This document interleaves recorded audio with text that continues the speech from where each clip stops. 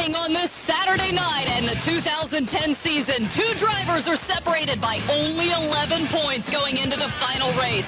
Will Power trying to win his first series championship, and Dario Franchitti going for his third. 200 laps separate one driver from the Eyes on IndyCar Series trophy.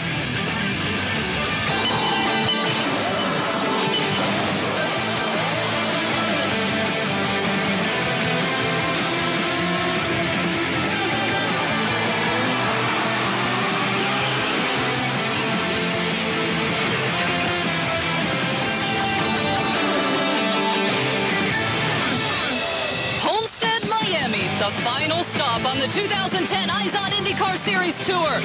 What began more than 6 months ago and raced 3,800 miles across the globe now concludes with 27 drivers looking to finish the season with a victory, with two of those drivers battling head-to-head for a championship. Welcome to IndyCar Central on Versus, presented by Firestone, where we will set the stage for this 300-mile title race. I'm Lindy Thaxton, located just off of Pit Road here at Homestead Miami Speedway. So glad you could join us for this final race of 2010, one where 27 drivers will try to finish this season on a high note, but all eyes will be on two of them who will be racing each other for the title. Let's take a look at what's at stake for Dario Franchitti and Will Power. Power leads Franchitti by 11 points, so simply put, if he keeps Franchitti behind him tonight, Power wins the title. But with Dario taking the pole, if he wins tonight and leads the most laps, he wins the title no matter where Power finishes. The champion earns a $1 million bonus, the runner-up a $250,000. And of course there's team pride on the line. Power's Team Penske has won 12 open wheel titles. Franchitti's target, Chip Ganassi Racing, has won 8. But before we talk more championship, let's talk about the driver who's won the last 2 races. And if we'd had a few more races, he could have caught up in points to Will Power and Dario Franchitti. Kentucky Indy 300. Castro Neves lost a lot of track position. Weldon is the leader. Dario is second, and Andretti is third. All of the leaders are 4 laps short to make it to the end of the race. Castro Neves is the one person who could pull this off. Carpenter stays out, but Weldon and Franchitti come in. Patience, experience, and fuel strategy pay off as Helio Castroneves records another victory. The Indy Japan 300 at Motegi. Helio has dominated this race. The championship contenders, Dario and Will Power, running second and third. Dario is 4.7 seconds behind. Today it was sheer speed and skill as Helio Castroneves wins, and the Japanese fans love it. And with those 2 wins, Helio moves from 5th in the points to 3rd, the highest he's been since after the Kansas race. And Helio joins us now on stage. Thank you for being here. Do you feel like, if there were a few more races, I could have gotten up there in points? Well, I feel a lot of ways. Certainly Edmonton situation, we would have been in that situation, but as well, some other mistakes that, besides us, actually from other drivers end up taking points, valuable points for us to be in this challenge. And but at the end of the day, that wasn't meant to be, so we got to go next year and try harder. It's hard for a lot of people to believe you have not won a championship. Is it hard for you to believe as well? Yes, we got to put ourselves in the contention, you got to knock on the door. And in this place, in this series, you got to finish. Doesn't matter if it's 10th place or 11th place or 9th place, you got to score points, because in the end of the day, those points are going to be very valuable. Let's talk about tonight. Have you and Will and Ryan talked about different scenarios that could happen tonight and what you might do to help each other out? Well, for us, it's been very open, in this situation, obviously the first and second place, and you guys already showed many times, it's 50 points first place, 40 points second place. That means 12 points is the difference between Dario and Will. So for us, me and Ryan, we got to go full blast. We got to win the race. If Will won't be able to make it, but for sure, 3 cars are very fast. I know Will is not going to play safe. He's going to go for it. And I guess what? It's going to be a lot of excitement today. We'll see what happens. We'll let you go get ready. Thank you, Helio. Thank you. And Power will, of course, try tonight and put his Penske teammates to good use, because Ganassi cars have won the last 4 races at this track. Dan Weldon won in 06 and 07. Scott Dixon in 08. And Franchitti won in 2009. Robbie Floyd is now with the 2008 winner, Scott Dixon. 2008 winner, also his very first victory in the IZOD IndyCar Series here back in 2003. Boy, it's been a while. Yeah, it has. You know, the track's even changed since then. But, you know, Miami Homestead Speedway has been a great place for this team. You know, we've won a lot of races here and I guess a lot of times won a lot of championships. So, you know, it's nice to be back here and obviously, you know, hopefully we can have a nice clean race tonight. Yeah, I forgot about that. Back in 2003, the track was flat. Now, I want to wonder, were you flat yesterday trying and qualifying? You qualified second. We're definitely trying, you know, but I think the main goal obviously yesterday was to try and get both cars on the front row, and that's what we did.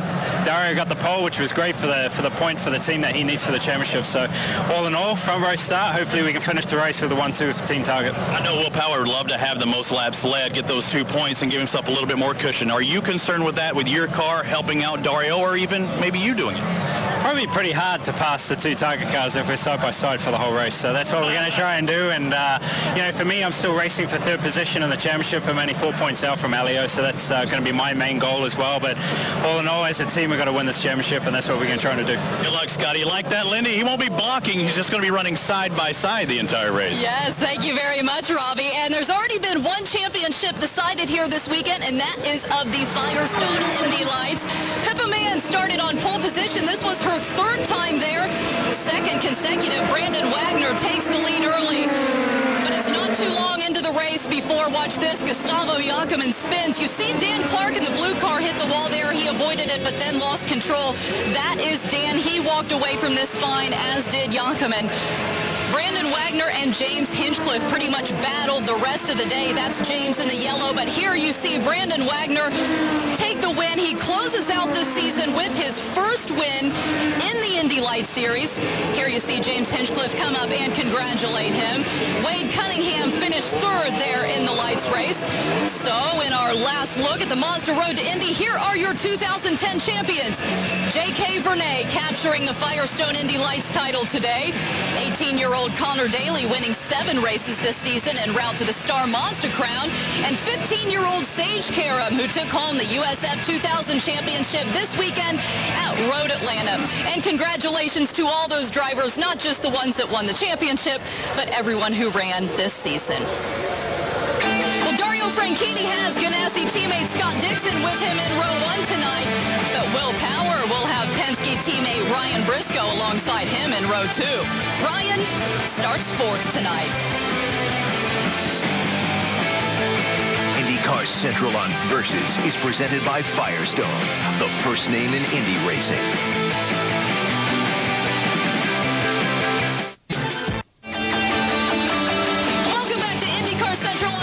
Presented by Firestone. There you see Tony Kanaan with his son Leo. Here at Homestead Miami Speedway, we are getting ready for tonight's championship race. This is the 4th race in a row. We've been on a 1.5-mile oval, but even though it's the same distance each time, the car will have its own setup at each of the different tracks. Jan Bika shows us one of the many ways that teams look to get it just right. The goal of any race team is to keep the tires in contact with the road as much as possible. Now, of course, that's the job of the shock absorber. But the engineers refer to them as dampers, and I'll show you why. It's because the actual shock is absorbed by the spring. But a spring without a damper is like a pogo stick. Sure, it receives a shock, but then it recoils into the air, the one thing you don't want your race car to do. So the job of a damper is it has a hydraulic piston that pushes fluid through a series of valves that controls how it takes a bump or compression, and then the rebound, the way it recoils, keeps it from flying into the air. Now, so important is this that each team has a dedicated damper engineer. In this case, it's Glenn Nabashu, who makes the changes for Simona De Silvestro. And he can run a damper on a dyno right here in the team transporter, and you can make changes on high-speed bumps and low-speed bumps by making changes here. That would be low speed, something like an undulating one. But a high-speed bump like a seam in the road, you can make a change right here and get a readout on a laptop computer. So when he's done, he gets a readout of the valving and those adjustments that are made. And when you see the curve, there's a couple real key telltales. Here's the high-speed numbers. Here's the low speed, but the drivers really get a feel for the car right in here. That's what makes the car take a set. And very much like sharpening an edge of a ski for a ski racer to have the feel that you want, that's what a driver has a specific preference that they want. But it's not easy. Look at all the parts that you can change to change that valving and to change these curves. There's nearly an infinite number of possibilities. And when you talk about teams getting it just right, Jan, you probably want to mention the team at Izod, who's been affiliated with IndyCar for several years now. But this, of course, was the first season that Izod came on board as the title sponsor. And joining me now is the Executive Director of Marketing for Phillips Van Heusen, Mike Kelly. So, Mike, first of all, how would you sum up the first year as the title sponsor? Busy. Yeah. Yeah, amazing year. You know, the first year we got involved with the apparel sponsor, and we took the title, and we really stepped on the gas this year. It's an amazing product. You know, what goes on here in racing is just a lot of people don't realize. And so we're marketers, communicators, so we felt we had a shot to bring this out to the streets and kind of push it off the track a little bit, see if people wouldn't respond, and they are. Yeah, and you really did that. We did that on Hollywood Boulevard in San Francisco the night before the 500 in Indy. Will we see more of that next year? Yeah, I mean, don't forget Toronto, don't forget Chicago, don't forget Miami. I mean, in every major market, and yes, a lot more of that next year. I mean, we have some really great partners. Macy's is our partner at retail. They love Indy, what we're bringing, the cars, the stars. So they give us amazing real estate. All their display people kind of explain the sport, put it out there. We've got engines, we've got cars, we've got helmets and uniforms and all the vintage images. So it celebrates the sport out on the street. And so, yeah, you can see a lot more of that. And speaking of next year, it's the centennial for the 500. That must be really special for Izod to be a part of. It's special for everybody to be a part of. I mean, it's like a comet. That's how I describe it. Every 100 years, something like that comes along. And I just came out of a planning session that it's unbelievable. It's almost Super Bowl scale. It is Super Bowl scale. The kinds of things that are being discussed are big global ideas, the kinds of things that are really going to make people sit up and take notice, and we couldn't be prouder. I mean, it's very good timing to be involved in something like that. Well, we are looking forward to it, and one thing's for sure, everybody looks good and all the stuff. Thank you, Mike, for joining us. Thank you very much. Thank you. We'll see you next year. And let's take a look at some of the storylines we'll be following on tonight's final race. For the second time in history, 5 women will start in tonight's race with the return of Anna Beatrice to Dreyer and Reinbold. The same 5 raced at Chicagoland in August, with Danica Patrick finishing the highest at 14th. And speaking of Danica, she currently sits 11th in points, 22 behind Justin Wilson. The only time Danica did not finish in the top 10 in points was her rookie season in 2005. And the Rookie of the Year race is still undecided. Alex Lloyd is currently 18 points in front of Simona De Silvestro, who's standing by with Jack Arute. Indeed, she is standing by with you. Simona, you're in the hunt for this Rookie of the Year title. What is the biggest surprise since you came to Izod IndyCar competition? Well, I think, the whole series is just great. The competition is incredible. And, we did pretty well on the road courses, for sure. We struggled a little bit on the last couple of races. But, I hope we're going to finish on a high here in Homestead, especially because we have a partnership with Barnett this weekend. And, I hope to put a good show for them. We wish you the best tonight. Thank you. Let's check in with Robbie Floyd. And I'm with the man who's leading the Rookie of the Year points by 18. And what's the thought going in tonight? You looking at the race or you looking at that championship? Looking at the race, really. I mean, we want to end the year with a strong result. I mean, we've had some bad luck with some things not going our way in the last few oval races, and we really want to put pay to that. We had a tough day yesterday, struggled a little bit with the car, but we made some good headway in the warm-up, so hopeful for a good race, and we definitely need to bring this car from 22nd to the top 10. That's certainly our aim. Well, Lindy, Boy Scouts of America celebrating their 100th year. Alex is hoping to celebrate maybe next year his 2nd anniversary with the team. Thank you, Robbie. And look who I have on set with me right now, Mike Conway. We are so happy to see you here. First of all, just tell everybody in your own words how you are at this point. I'm good. I feel good. It's great to be back in the paddock, to see everybody. It's been too long, really. So it's great to catch up. And, seeing the cars go around yesterday, I was itching to get back in the car. So I can't wait, really. It's good to be here. Yeah, I bet. Now, I asked you when you came up here, have you watched video of the crash? Because a lot of times drivers don't, but you say you've seen it a few times. Yeah, I've seen it a few times. I mean, I had some really good press when I got back home, and, they showed it to me for 5 minutes, so I couldn't help but see it, but I don't mind seeing it. I've come over it now, so, it's no big deal to watch it now. Do you remember that day pretty clearly? Yeah, I mean, it's still, I never remember, I never blacked out or anything like that, so I remember everything, and, I remember it all, and an experience, nothing I want to experience again, but just a part of my history now, I suppose. Were you surprised at the outpouring of support from people? Yeah, it was amazing. I sat there in a hospital bed. I had so many calls and emails, letters, gifts sent to me, and yeah, it's incredible. So big thank you to all the fans, all the support. It's been great, and all the drivers all came to see me and wished me luck and kept in touch, and it's good to be back here now and see everyone. What about your timetable for healing and plans for next year? Well, I feel good. I mean, I'm ready to go. I just need to just get a few little bits in places, and hopefully the next month or two I'll be back in the car, and hopefully that will start the ball rolling then for next year, and yeah, we can finish where we left off. Well, it's good to see you, Mike. Thanks for joining us. Thank you. Good to be here. And while we have a moment, we do also want to let you know about Mario Moraes. He was injured in Japan at the race. He is racing here in Florida tonight. It was 2 weeks ago when he backed into the turn 2 wall hard at Motegi. He was removed from the car on a back brace and airlifted to a local hospital. Mario was released later that day. We're glad to have him with us tonight. He has been going to therapy a couple times a day in Brazil, and he is in a lot of pain, but we are glad to have him here tonight. Now we want to honor tonight's National Guard hometown hero. It is Staff Sergeant Servio Tiffer of Miami. He was deployed in 2003 and 2004 as an infantry squad leader to Iraq and was located in the most dangerous province in the Sunni Triangle. Staff Sergeant Tiffer's unit received an award for extraordinary heroism in operations. Soldiers of the unit were presented 63 Purple Hearts. It was the first time in U.S. history a battalion came under fire for so long and returned without a fatality. Staff Sergeant Servio Tiffer, tonight's National Guard hometown hero. And starting tonight in 5th is the driver of that National Guard car, Dan Weldon, a 3-time winner here. Dan also has 3 top 10s in his last 3 races. This is IndyCar Central on Versus, presented by Firestone.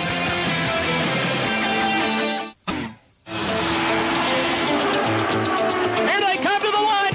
I think both of us, we're friends, but we want to kick each other's ass, and we get a lot of pleasure out of doing that. Dario Franchitti wins and is the champion for 2009. I don't like it when he beats me, that's for sure. On the racetrack, I know if I make one mistake and he sees it, he's going to call it. He's the man that sets the bar, as any ownership in any league. Roger Penske, to me, is the one that sets the bar.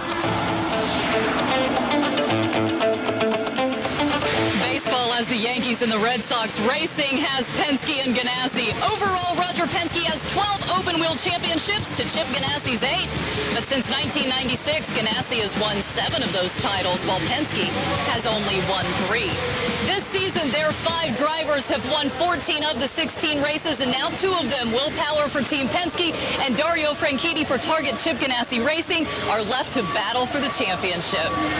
Power and Franchitti, separated by only 11 points, are the only drivers mathematically eligible for the title. Helio Castroneves is 86 points out, and the most points you can earn in a race is 53.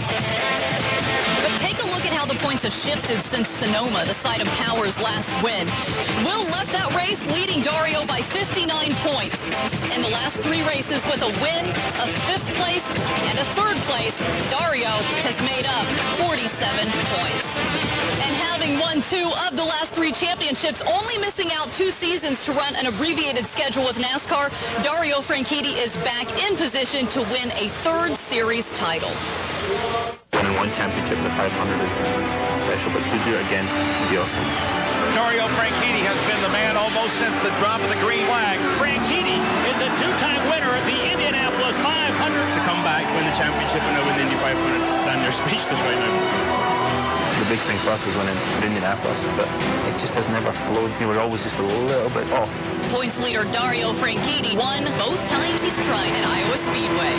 Problems for Dario Franchitti. Something broke on that car. Franchitti, who came in with a slim 2-point lead in the championship over Will Power, will finish no better than 15th or 16th here today.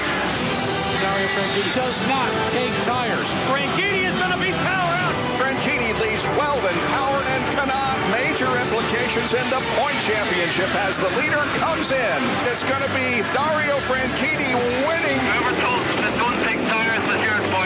They pulled my ass out of the fire again tonight. That's why I love driving for this team. You just never give up. The championship has been in my sights the whole time. I don't think it ever went away. I mean, Will did a good job and got a good lead, but until it's mathematically impossible, there's always that chance of doing it, and you just keep your head down and go for it. So, it's still there to be had. And Dario Franchitti having just been introduced to the crowd. Let's walk over to the side here because the guy that you're competing with, Will Power, is about to introduce, but I want to talk about what you have to do tonight.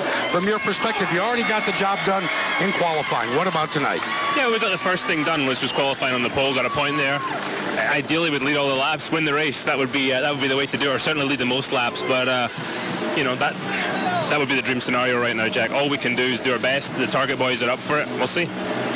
Let me take you back to the Indianapolis 500, and I said this to Chip Ganassi, your owner, yesterday. Yes, I could tell that you were excited about winning your second Indy 500, but you were already aware of the championship in my mind, because the first thing you asked me is, did I lead the most laps? Were you already thinking about the championship? Yeah, the championship's all in your mind. I suppose Indy is the one, maybe a couple of weeks, the one race you're not really thinking about the championship, and that's a season in its own. It's as important to me winning Indy as winning the whole championship, so any year we can cross that one off is great. And the fact we managed to do that, we want tonight's championship too, the double header. A lot of people don't realize this is such a team sport. You won it in the cockpit. Other times you've had to have your engineer win it with really rolling the dice. How important is it to Dario Franchitti to have the team behind him with Team Target? Oh, this is a team sport, absolutely, Jack. We've talked about it many times, and with Team Target, I got the best guys in the business, and we win as a team, we lose as a team, and we get in there and we support each other and do the best we can. What about chemistry? How good is the chemistry with your team? Very good between myself, Chris Simmons, between Scott and myself, everybody in the team. We all work together. We've all got one goal, which is to win. Good luck tonight. Thanks. We talk about chemistry, we talk about a team. Let's take an opportunity now to meet, man by man, the team that will take care of Dario Franchitti throughout the course of this race. Kevin O'Donnell, Cincinnati, Ohio. I changed the outside front tire. Troy Scheller, Welch, Minnesota, outside rear. Brad Larson, Course Gold, California, inside rear. Matt Swan, Napa, California, air jack. I'm Robbie Page. I'm from Hemet, California, and I'm the fueler. Steve Navasnak. I'm from Somerville, New Jersey, and I changed the inside front tire. And those guys you just met are under a lot of pressure tonight. You can bet on that. Well, October is National Breast Cancer Awareness Month, and a couple of teams here are taking notice. Sarah Fisher is driving a pink car for the second year in a row, and she has pink white wall tires supplied by Firestone. And tonight's race sponsor, Café do Brasil, has worked with Ryan Hunter-Ray and Racing for Cancer to donate more than 200 tickets to cancer fighters and their families.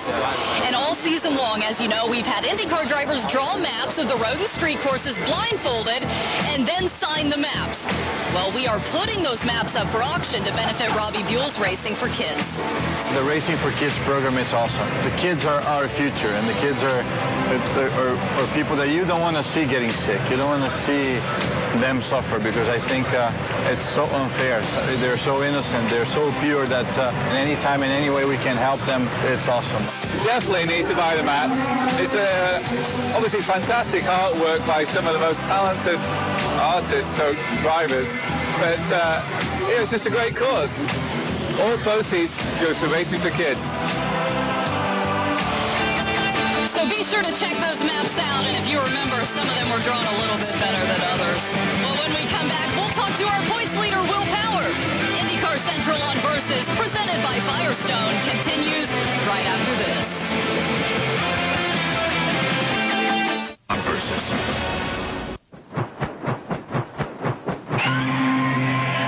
Will Power comes over the hill and makes heavy contact with Nelson Philippe's car. Absolutely incredible impact that tore up both cars. I remember thinking as I slid to a stop, that's the end of my career. I remember thinking that, well, that's done. And I was in so much pain, I thought, I don't care. I don't ever want to drive one of these again. I was hurting so bad. How about Will Power? This is for the lead. Oh, Will Power will look to the inside of Hunter-Ray and try to get the lead, and he will.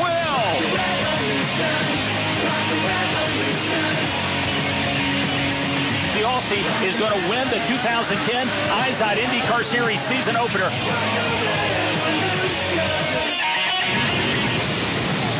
Power has certainly had his ups and downs, from winning the final Champ Car race back in 2008 to filling in for Helio Castroneves during his trial, and then getting the part-time ride with Penske. He made the most of it, getting his first IndyCar win in Edmonton. Weeks later, he had that horrific crash at Sonoma, and then amazingly came back from that crash that almost ended his career to win the first race of this season 7 months later.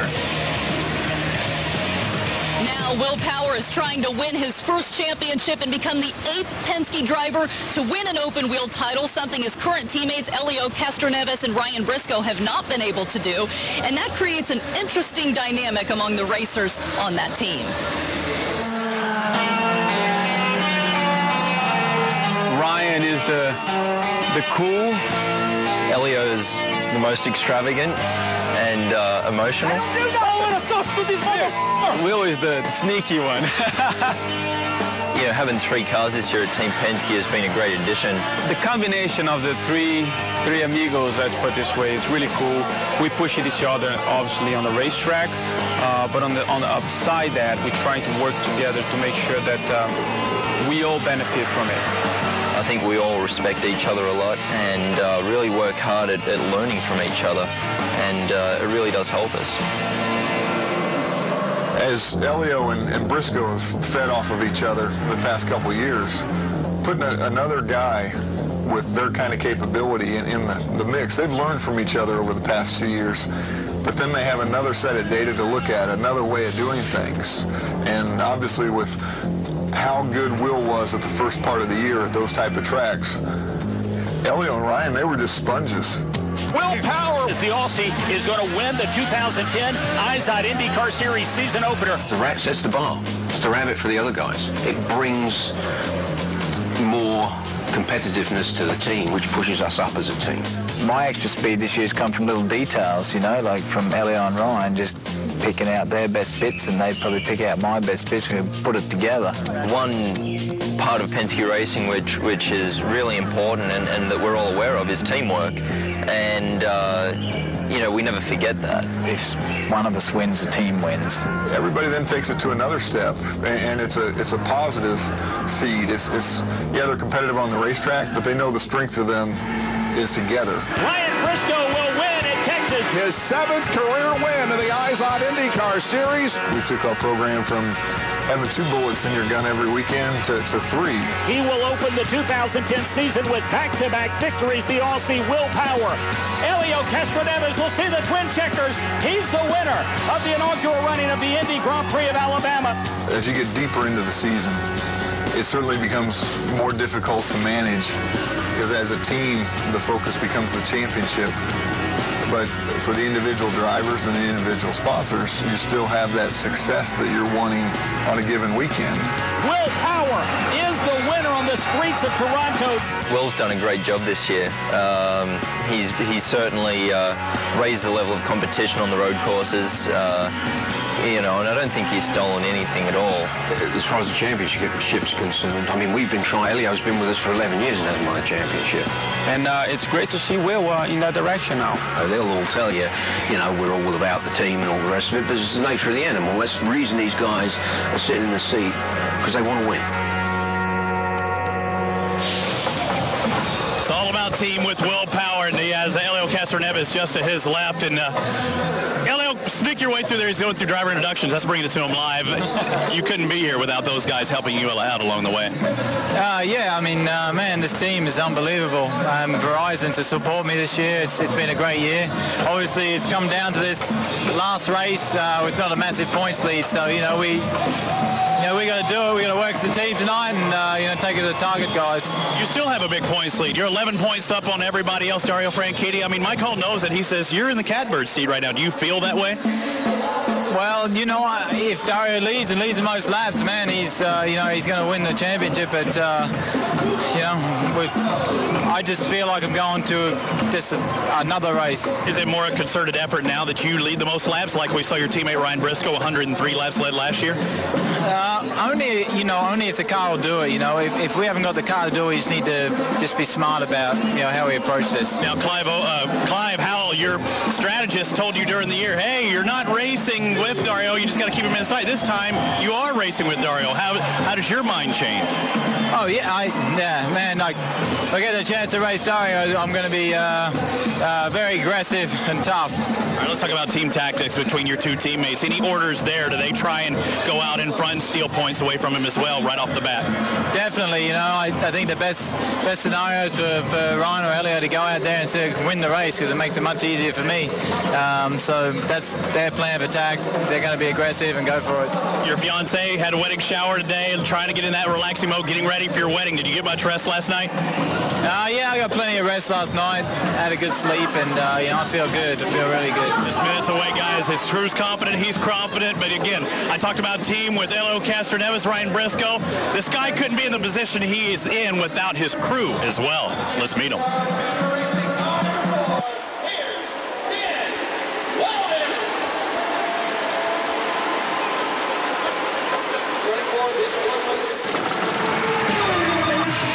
Bill Vincent, outside front, in my first year as the IndyCar crew chief. Hi, my name is Gary Prawl. I changed the outside rear tire, and this is my 10th year with Penske Racing. Corey Odenbrett, inside rear, and I was Elio's inside rear on his Indy 500 winning team last year. Harry Reynolds, air jack, and tonight I'll be going for my 4th championship with Penske Racing. I'm Matt Geesey, fueler for the number 12 Verizon car, and I'm from West Salem, Illinois.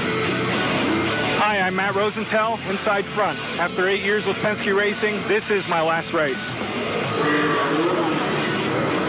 In a 300-mile race, the cars should pit 4 times. So in the hour and approximately 40 minutes that this race will last, 35 seconds of it will be spent on pit lane. Now you've met the crews, let's go over to Jack Root in the Pit Performance Center to talk with some of the men who lead them. And Lindy, we're talking about the strategists, the 2 strategists that will be, commanding everything that goes on pit road and also with their drivers. Start with Clive Howell, who's in charge of the Verizon team with Will Power. And Clive, this is your first time ever in your career that you've had the potential to be a champion-winning strategist. Have you thought about that at all? I try not to think about it. just got thrown into the deep end when we got Will at the beginning of the year, and things kind of worked out. I mean, the game's changed a little bit along the way here. Obviously, we're down to the wire with 10 car tonight, so it's been a nice year, but hopefully it works out. But Barry and I are going to have a little chess game tonight. Yeah, talking about Barry Wanzer, along with Chip Ganassi, will be calling the shots as you have with Dario Franchitti. And is he buttering you up, or does he really think that you may have them on the chase now?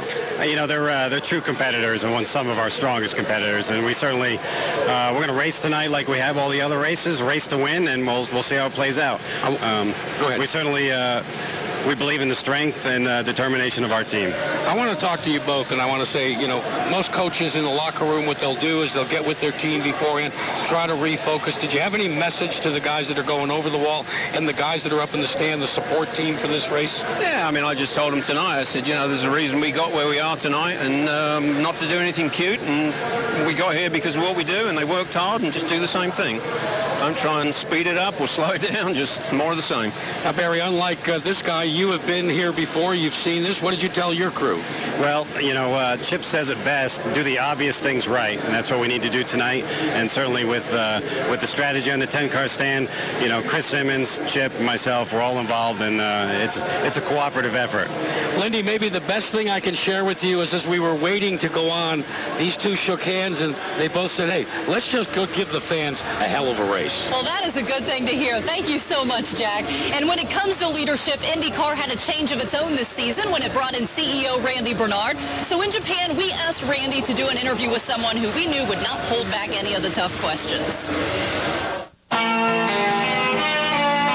What's been your most successful, biggest shot that you've been able to take?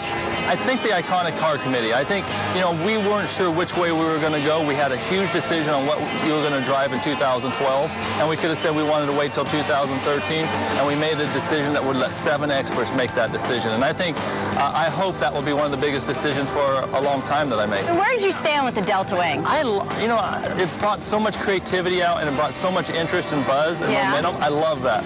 It brought a complete different look on how we looked at the next car, and I give Chip Ganassi and the whole crew a lot of consideration for what's taking place. What were some of the biggest factors that made them choose something more traditional versus something sort of all new? The fans. I think the fans wanted to see multi-chassis. In the Delta Wing, you would be a single spec, and I don't think fans want that. They want to be able to relate to some brand identity and see 2 or 3 different auto manufacturers out there competing with engines and aero kits. Yeah. And that's really what the advisory committee decided to do. What is happening with other manufacturers? Please tell me something so this is like some awesome interview where you break some kind of news. Let me tell you, I have never worked so hard in my life. Don't sugarcoat it. I am optimistic that there will be more than one. When? In 2012. I don't know any more than that. How optimistic? Like, would you say like 90%? My glass is always half full, not half empty. I'm going to say 65, 70% right now. But there's going to be some body manufacturers, so how many others do you think there'll be? I think we'll see 2 or 3 different aero kits designed for that car. You know me, I've been down your ear and more.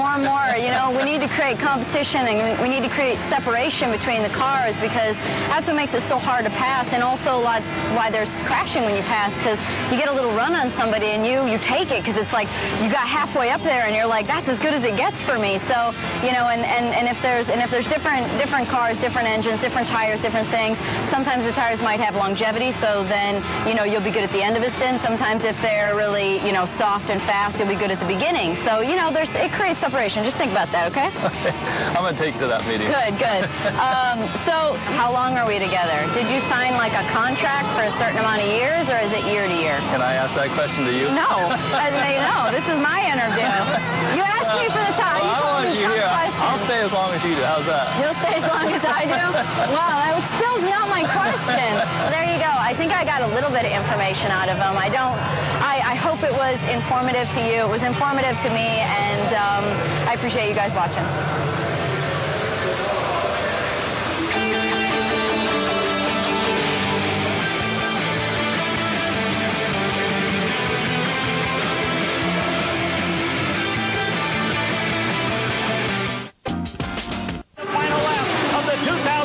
Season here at Chicagoland Speedway. Dixon by a half a trailing. Dario swings it wide. Dario Franchitti, he'll win the race. He'll win the title. Scott Dixon runs out of fuel. The white flag is out. The crowd is on its feet here at Chicagoland Speedway. They're side by side. Dixon on the low side. Kessler Evans on the high side. Briscoe tucked right up behind him, literally trying to shove Elio into victory lane for the final time. They're at turn number 4. Here they come to the line. It's going to be Dixon, is it? Oh, my goodness. Elio is the winner of this race. As Dixon wraps up the 2008 championship in dramatic fashion. If Dario has enough fuel, he could be the champ. Dixon, 8 laps to go. Oh, this is an agonizing, slow journey down pit lane for a splash of fuel. And here comes Briscoe. He has done all he can to win the championship, but he lacks fuel to go to the finish. And what a championship that's played out here this afternoon. Dario Franchitti wins the Firestone Indy 300 and is the champion for 2009. Franchitti has been involved in 2 of those final lap dashes to the championship and won them both. For Will Power, this is the first time he's gone into the final race battling for a championship, but he goes in with the lead. Now it's time to send it upstairs to 3 guys you can trust to go 3 wide with on the final lap of the season. Bob Jenkins, Jan Bikas, and Robbie Buell. Where has the year gone? It seems like just yesterday we were starting this thing, and it's all come down to this. Another championship at stake here at Homestead Miami Speedway. The scenario, well, basically, Will Power has to stay ahead of Dario Franchitti. Now, if Dario can lead the most laps and win the race, he will win the championship no matter where Will Power finishes. Now, 2 weeks ago, when we were doing the Motegi race, I predicted that Will Power would win the championship. So did Robbie. Jan took Dario Franchitti. But by golly, Robbie, we're staying with those predictions. I am staying with Will Power. Let's go back 3 races ago at Chicago. He had a dominating performance. They had a fuel problem. Unfortunately, he finished 16th. But he said that was his best drive ever as a driver. So he comes out of there with confidence. It's a 1.5 mile track. We're at a 1.5 mile track tonight. The momentum has been going towards Dario since then. Dario got that point for pole here, and I think that was getting into Will's head a little bit. So Will needs to look to his teammates right now who don't have any pressure, and they need to come in and put their arm around and say, Will, you just drive your race. We'll get up front. We'll take points away from Dario with those 2 points for lead the most laps. And Robbie, the reason I originally chose Dario Franchitti in Motegi was because of that momentum that you're talking about. Well, he got more momentum here. He just had a crushing performance in qualifying. He's added to that. And when you talk to the two guys, Dario Franchitti acts like he's the one with the lead. He's loose, he's happy, he's confident, and he's going to bring that momentum. Now, I may disagree on the pick, but I agree with one important fact. I think the teammates to Will Power, Castro Neves, and also Ryan Briscoe are going to play a factor whichever way it shakes out. It's going to be good. Stay with us, folks, and thank you for joining us for IndyCar Central on Versus, presented by Firestone. Get yourself a cold drink and settle back for an evening of all-out competition as we determine the champion for the 2010 season. IndyCar Central on Versus is presented by Firestone, the first name in Indy racing.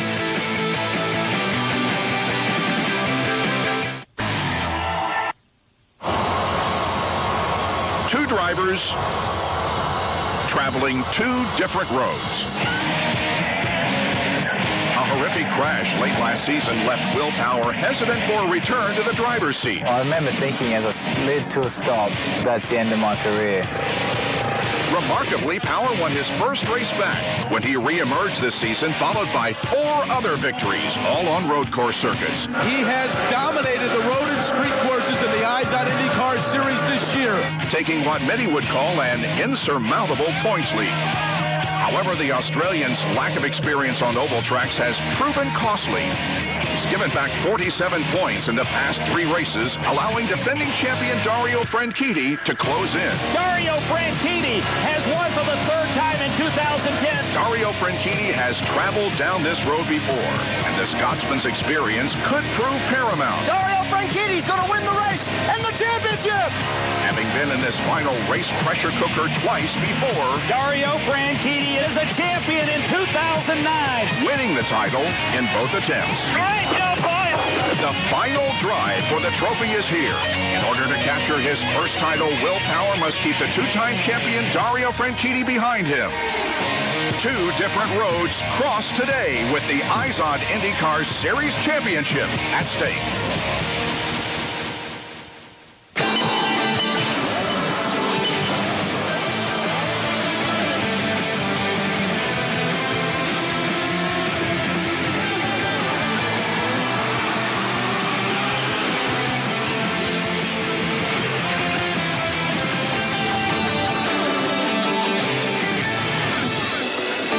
Began hundreds of miles away in Sao Paulo, Brazil, nearly 7 months ago, has come down to this place, and this time, the Café do Brasil Indy 300 from Homestead Miami Speedway, the final race of the 2010 IZOD IndyCar Series. It'll be Power or Franchitti in the championship. 2 drivers who have long lived here in the Miami area are going to give the command from their cars. Let's see how that goes. Cafés do Brasil Indy 300, we're putting a unique South Florida spin on the most famous words in racing. And to do it, we've got not 1, but 2 Grand Marshals for tonight's championship. They're both familiar faces here in Miami, even though those faces are hidden by helmets right now. One's a 3-time Indianapolis 500 champion, and the other is the 2004 IndyCar Series champion. And through the years, both have represented Homestead Miami Speedway with class, integrity, and a heck of a lot of success on the track. So for tonight's command, let's take it to the starting grid, and 2 of IndyCar's best, racing it at their home track of Homestead Miami Speedway, Helio Castro Neves and Tony Kanaan. Drivers, power engine, our engine. That's tough to coordinate. 2 drivers sitting in their cars, giving the command to get things underway tonight. But with their command, 27 engines fired alive, with each driver hoping for a race win, and 2 challenging this 1.5-mile oval for the championship for 2010.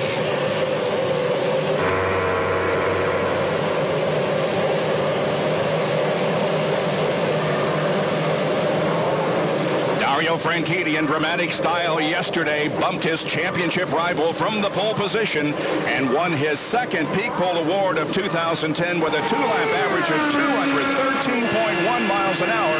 His other pole came in the first race of the year in Brazil. It was worth $10,000, but more importantly, one bonus point that has allowed Dario to close the gap to just 11 points. And once again, the IZOD two-seater is at the front of the field with Mario Andretti behind the wheel, and the winner of the ShopHonda.com sweepstakes, Laura Kerber of Lancaster, Pennsylvania, his passenger. And Laura, looks like you're underway. What are your thoughts here? So far, so good. Are you just a little bit nervous? Just a little. Okay, well, the main thing is just enjoy the ride, because it's a thrill of a lifetime, I'm sure. Thank you. Okay, enjoy the ride.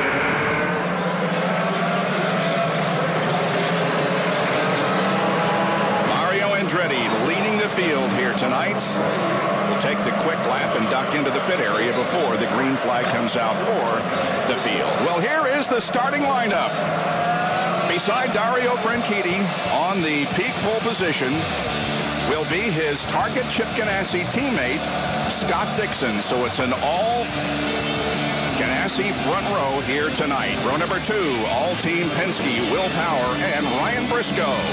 Row number 3, three-time winner here, Dan Weldon and Justin Wilson, who has his best IZOD IndyCar career start on an oval.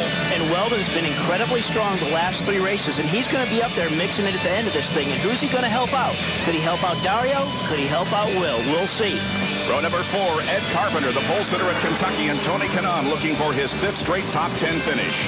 In the 5th row, Takuma Sato, who finished 12th after a hard practice crash at Motegi, and Elio Castroneves with his worst start of the year. And you talk about helpers. Castroneves was second in the warm-up last night. He knows he needs to go to the front and help out Power. Look for him to make moves early. In row number 6 here tonight, Danica Patrick and E.J. Biso. And as you look at the rest of the starting lineup, there are 3 former winners here in the field at Homestead Miami Speedway. Last year, you'll recall this race was run caution-free. The most cautions, 9, occurred in 2002. This is the 5th consecutive season the championship has been decided at this last event. Dario hoping to become only the 2nd driver to win 3 championships since the IZOD IndyCar Series began. The other, Sam Hornish Jr. Once again, there are 5 women in the field tonight. One of them, Sarah Fisher, celebrates her 30th birthday on Monday. Our onboard cameras carried tonight by Ryan Hunter-Ray, who is 6th in points, highest of a non-Penske Ganassi driver. Elio Castroneves, who has won the last 2 races but has never won here. Tony Kanaan, whose little son Leo is watching his daddy race tonight. Dan Weldon, who is tied for 8th in the points with Marco Andretti coming into tonight's race. And will also be on board with the title contenders, Will Power, hoping for his first championship, 11 points ahead. Dario Franchitti, who has the number 1 starting spot, and teammate Scott Dixon as his wingman. Here's Jack in the IZOD Performance Pit Center. Bob, let's talk about strategies for the chase for the championship. Let's start first with the leader, Will Power. What does he have to do? He has to keep this car, Dario Franchitti, in sight. But he can't be following him because Franchitti scored the pole. So he's going to have to rely on his teammates to help him out. Now, what about Franchitti? Franchitti, I think, is in the best shape. All he's got to do is exactly what he's been doing all year long. He has got his foot on the throat of Team Penske, choking the air out of their championship chase. We'll have to wait and see if they stop breathing. All right, well, the field begins to form behind the pace car. This is what we've been waiting for all year long. We're sorry it's the final race, but we have come to the final event, and we'll see who is the champion for 2010. Target Chip Ganassi drivers on the front row, and Team Penske drivers in row number 2. Off of corner number 4 comes the field. Green, green, green. Apex Brazil green flag out for the final time this year, and we're racing at Homestead Miami Speedway. And Dixon quickly just tucks in behind his teammate, a little bit of cushion there. So the Penske cars sitting in the 34th spot. He predicted they would run side by side. I don't know if he was joking, but they were side by side for a few moments. And Kanaan way on the high side. Wow, TK way up on the high side. Look at the spark show. Can you imagine if you're back say, 5th, 6th in that field there, and all that's happened in front of you? The reason you have so many sparks, it takes a couple laps for the tire pressures to come up. It raises the car, and they're full of fuel. Look at all those. And Brian Barnhart warned the drivers in the drivers' meeting that there would be a lot of sparking in the first few laps until the tire pressures come up. Tony Kanaan back there in the green and white car absolutely looking racing, just saying, hey, I want to get up there. I got some momentum. And you'll see more sparks generally the higher you go on the racetrack. There's more bumps higher up. So far, Team Target exactly according to plan how they want it to go. On board with Will Powers, you see the sparks coming back into his face. Will's running in 3rd position, but it's Franchitti leading and Scott Dixon running in 2nd spot as Kanaan challenges Ryan Briscoe. This is for 4th place. They run side by side all the way through the corners. And still sparking, just looking back there at Briscoe's cars, you can still, those little titanium blocks just setting off those sparks. And fellas, we've already begun to see the strategy for Will Power. Roger Penske just told Ryan Briscoe to go to the front. And then he reminded him, hey, pal, next year it'll be your turn. Let's see if he can do it and help Will Power. Boy, some good close racing here in the early laps. Kanaan settles back into 4th position. Kanaan, it's Briscoe, then Weldon, then Marco Andretti, Ed Carpenter. Marco started 16th and has already worked his way up to 7th. So how do you think you respond when you got Roger Penske on your headset and he says, go to the front? You know, you're out there driving as hard as you can, and you got the captain saying, get up there to the front. He's trying. He's giving it everything he has. Dan Weldon, by the way, as we go on board, has already done a 210-mile-per-hour lap. The only person quicker that I see is Marco Andretti. He's picking up a toe. He's flying as Dan Weldon. Look how close Kanaan and Will Power are. Dan Weldon, not only a 3-time winner here at Homestead Miami Speedway, but he won 3 consecutive years. You know, Kanaan is a heads-up driver. He knows that's Will Power that he's racing with right there for contention, but he is absolutely running hard. Kanaan wants to get up there and get that position. Ryan Hunter-Reay, he's back in the 11th position right now. A lot of traffic up ahead of him as the Target Chip Ganassi drivers continue to run 1st and 2nd. Good side-by-side battle back of Tony Kanaan. That would be Weldon and Briscoe. And it shows the difference a year makes. Of course, these are slightly different tires. There goes Briscoe. He gets a little more momentum on the high side, but they're already running laps right now that were the fastest that we saw the whole race last year. Well, we really have to keep an eye on where those speeds go, because everybody started this race on fresh sticker tires, and the first 20 laps you got a lot more grip room, but as that race goes along, you lose a little balance and grip. Look at Will Power. Power trying to get 2nd from Dixon here as they race them into turn 1. And if Dixon stays up on that high side, he may be able to do it. No, he had to go throttle. See ya. Power has so as Power was trying to sneak up inside there, he obviously had to get out of that throttle a little bit. Kanaan may be saying, you boys go for the championship, I'm going to go for the race win. He is looking very, very strong here in the opening laps, falling in behind Scott Dixon in 3rd spot. And that's what Will Power's saying, too. He's like, Tony, you get up there and start leading these laps. You take those 2 points.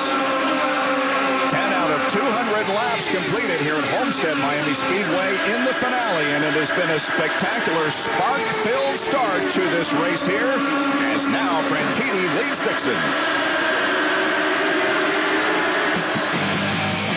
The Café du Brasil Indy 300 on Versus is brought to you by Firestone, the first name in Indy racing. And by Apex Brazil. To learn more about our Brazilian goods and services, log on to experienceourenergy.com.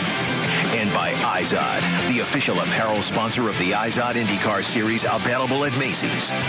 And by Yamaha. Nobody's more in tune with motorsports than Yamaha. Story about a man with a car and a job, a wife and a kid. His name is Bob. Just a regular guy with a regular car, but it's what he rolls on that makes him a star. Firestone. His Firestone tires are known far and wide. The way they perform gives a sense of pride.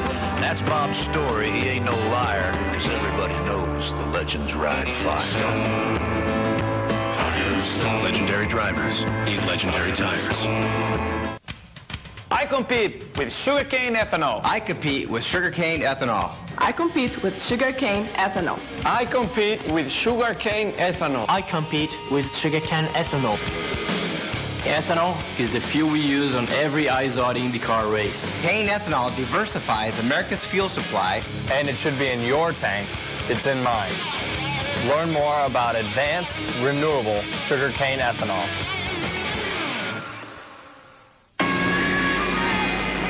Select IZOD IndyCar driver. Driver selected, Tony Kanaan. Select race transport. Mission finish service.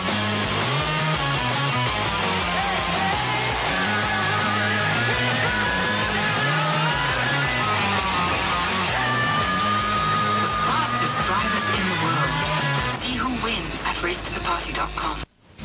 Monday on the Daily Line, brought to you by Keystone Light, we get our regular dose of NFL trash talk from Cardinals linebacker Joey Porter. Plus, it's the next round of our NHL roundtable debates featuring Jeremy Roenick. And Yankees legend Bernie Williams stops by our studio. That's Monday at 11 on the Daily Line.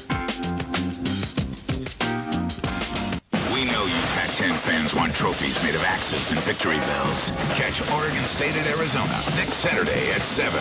We know the Pac-10. Dario Franchitti leads, and imagine going 208 miles an hour, paying attention to what's happening behind you, in front of you, and you got a face full of sparks coming off the cars in front of you. That's what the drivers have had to deal with in the opening laps, but now we see fewer and fewer sparks as the tire temperatures come up and the fuel load lessens just a little bit. So we're going to be in for a lot more of those sparks. Oh, yeah. Castro Neves just went by Briscoe. And Elio is on the move. He is up to 5th position. And we saw him coming along. But as we come back in for more stops, full up with fuel and sticker tires, we're going to get that spark pyrotechnic show again and again before the night's out. So we've talked a lot about teammates. We've talked about working together. The odd man out there is Tony Kanaan. We didn't expect he'd be that strong this early. And I was trying to think, what about his allegiances? Remember, he and Dario are like best buds. They hang out together. So, I mean, he wants to win this race. But when it comes to it right now, he's helping target it. There is Will Power in 4th position. Behind him is Elio Castroneves, then Scott Briscoe, or rather Ryan Briscoe and Dan Weldon. Lindy? Well, we've been talking about teammates in this whole thing. Scott Dixon said beforehand about Dario, if I can help Dario with what's wrong, maybe work with traffic, I will do whatever I can. We've been hearing Chip tell Dario over the radio, hey, so-and-so's attempting to pass Will, so-and-so's attempting to pass Scott. They are really keeping tabs on what is going on out there. Teammates are really going to play a factor in this race, Robbie. Well, watching Tony Kanaan talking to him before the race, he's expecting a little understeer from a half tank and beyond. He told me he has the same kind of car he had at the last 3 races, a top 5 car. He said, I'm not going to drive around the outside of those red cars. But we did see him drive around the outside of the red and black cars. So he likes his car. He's expecting a little understeer from about halfway of his tank beyond. But right now, he is running strong and happy about it. First 3 cars have pulled away from 4th place by just a little bit. It's Franchitti, then Dixon, then Kanaan. This is the 11th race that Dario has led this year. Only Will Power with 14 races has led more. I think the big difference last year, there was 3 of us involved with Ryan and certainly my teammate Scott. And so Scott and I could never really help each other out because we were both still until the last corner of the last lap in contention for that championship. This year, hopefully, you can see the Penske guys are working together. Hopefully, Scott and I can do that too. As Jan mentioned, it's going to maybe all come down to teamwork here tonight. 4th place, Will Power. There he is. He's about 1.8 seconds behind the leader. Robbie? I just talked to Clive Howell. I thought I heard it coming over the radio. Will Power came on the radio and said, hey, if Elio can go, let him go. So he's not trying to hold off his teammate. He wants him to take off, and hopefully he can tuck in behind him. All right, now running by himself. There's Clive Howell calling the shots for Will Power, trying to bring home a championship for Will in his first full season of IZOD IndyCar Series competition. 24 laps completed. Dario leads. Dougie. What? What are you doing, man? The game's on. I used to watch for the commercials. Thank you. Wardrobe malfunction. Right. Whoa, is that Danica Patrick? Waiting for an exposure ad to run. You won't see it on TV, but it's on at GoDaddy.com.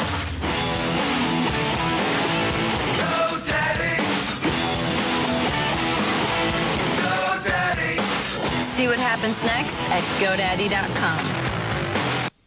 Feel the excitement? That's peak performance. And it's electric. The fun never stops with the Peak Power Inverter. It instantly converts your car's battery power to household power. Great for travel, mobile office, and all-out tailgating. It's easy to hook up. Plug in almost anything. Laptop, cell phone, TV, blender, whatever. Peak inverters turn your car into a party on wheels. Inside, outside, all around your car. When you peak, you win.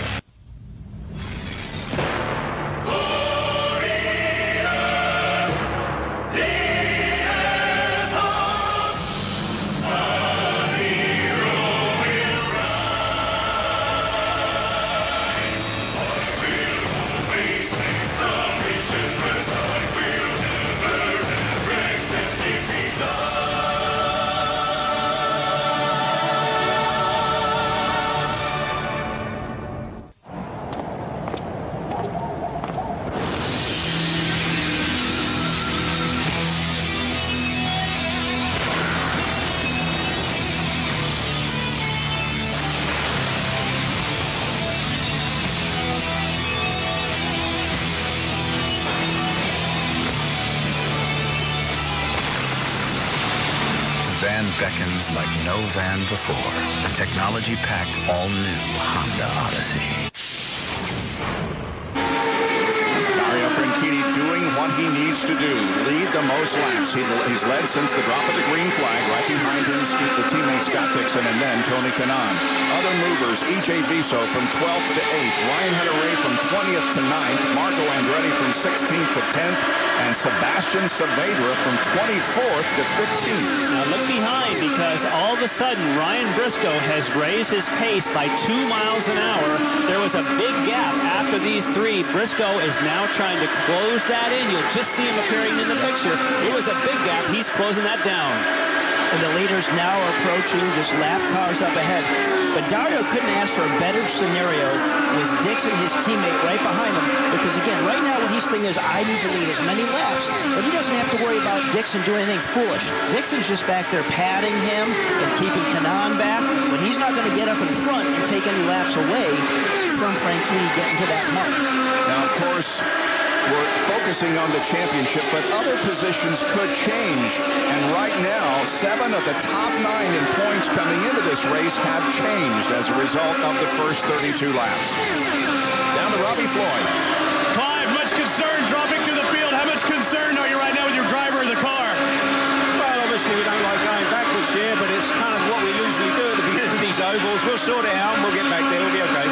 Roger told me earlier it takes 30 or 40 laps to sort it out. Is that really the number you're waiting for before you maybe push it?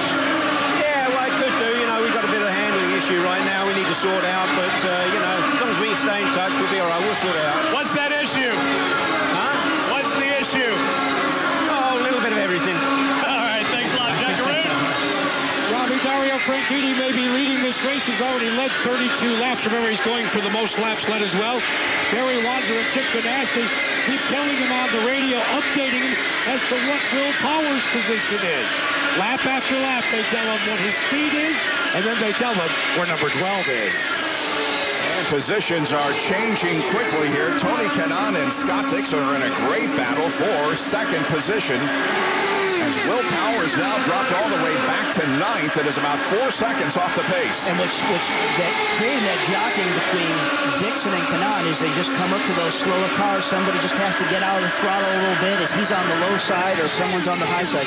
And they were told in the drivers' meeting, if you're being passed by the faster group, stay on the bottom side of the racetrack, and that is what everybody's doing. Now for Dario, when he looks in the mirror, for our spotters as well, and he sees green and white, that's cool. Red and white, green and white, that's all fine with me, as long as it's not Penske colors. No question. Race pace is about 203 miles an hour now, or 205, depending upon how you catch traffic. But now we have a caution. Caution is on the speedway, and this is happening on lap number 36, something that didn't happen at all in last year's race. We did not have a caution.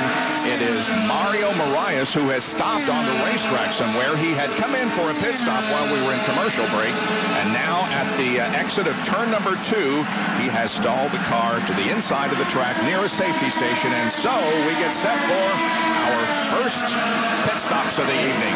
And Clyde Howell will be very happy about that, calling the shots for Will Power. He said they had an issue. Now they can fix it. I was watching Will Power, and it looked as though the car was really pushing coming off of turn 4. He was using up every bit of track from the middle off of turn 4.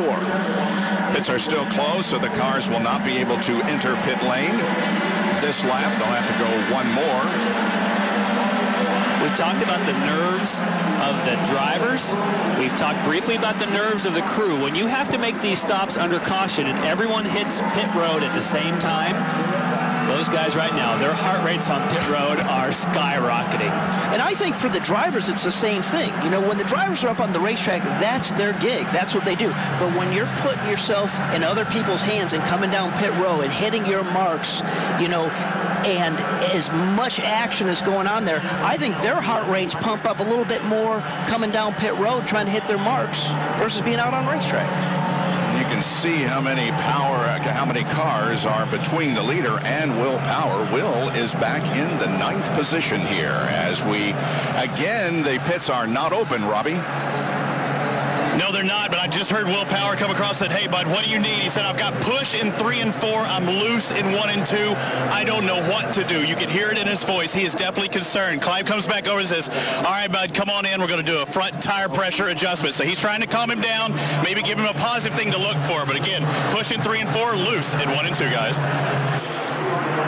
Well, and that's what I said. We saw that push there. And this is the type of racetrack to have the car you want in 1 and 2, to have that perfect balance through there. Sometimes it gets a little too neutral and gets free to not have push down in 3 and 4. But him having opposite ends of the spectrum, that is a tough thing to fix on that race car. Because the reason he says I don't know what to do, if they take the push out of 3 and 4, it might get away from him being loose in 1 and 2, and that's not what you want. Cars enter the pit lane off of turn number 3, and you can see that the Homontro safety vehicle has Mario Moraes in tow, also coming into the pit area as here they come. Very important first round of pit stops. Sarah Fisher stays out, so she'll get to lead a lap. 60 miles an hour on pit road. Franchitti on the top, Kanaan sandwiched in the bottom, and you can see Will Power trying to close up right there. 3, 2, 1. They're called into their marks. Kanaan will go to work. They'll change the Firestone Firehawks. Likewise for Franchitti as the clock begins to tick. Will Power is the last to get to his pit stall. He do the first stop. A 7.3 stop for Tony Kanaan. But look, it's a gaggle of cars coming to the line. Franchitti gets out 6.8. We're going to have to shuffle it up. Franchitti is off pit road ahead of Ryan Briscoe and Scott Dixon. And you saw Kanaan, he had a good stop. He was pulling out, and it's like the car stalled and paused for a little bit, and then it refired and got under his way. He lost 3 positions. Ryan Briscoe picks up 2. We're in our first caution period here at Homestead Miami Speedway. Call or click today.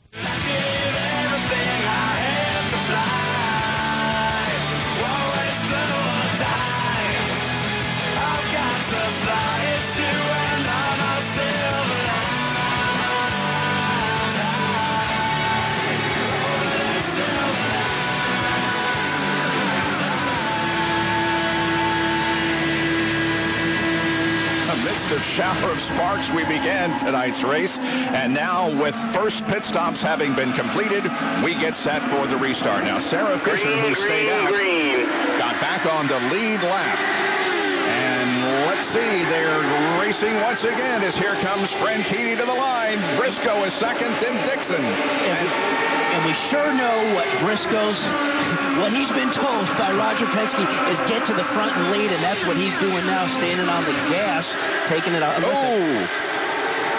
Wow, a car Anna Beatrice. Yeah, on the inside of the racetrack, and some of the drivers had to take evasive action to keep performing. And now look at Briscoe here on the outside. Is he going to be able to get the lead from Franchitti?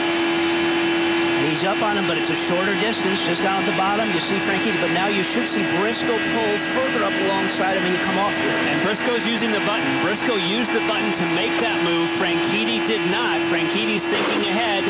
And, of course, Briscoe's got nothing to lose. Yeah, he wants to keep hammering that button. Do everything you can to get to the front. Here's the replay as Danica Patrick really had to take evasive action to keep from hitting Anna Beatrice, who was going very slowly down the backstretch. Wow, and another caution. And it is because of Beatrice. She's in the wall. Oh, guys. Heavy damage to the right side of the car. And so very quickly we have our second caution period. The Homatro safety team arrives to her aid.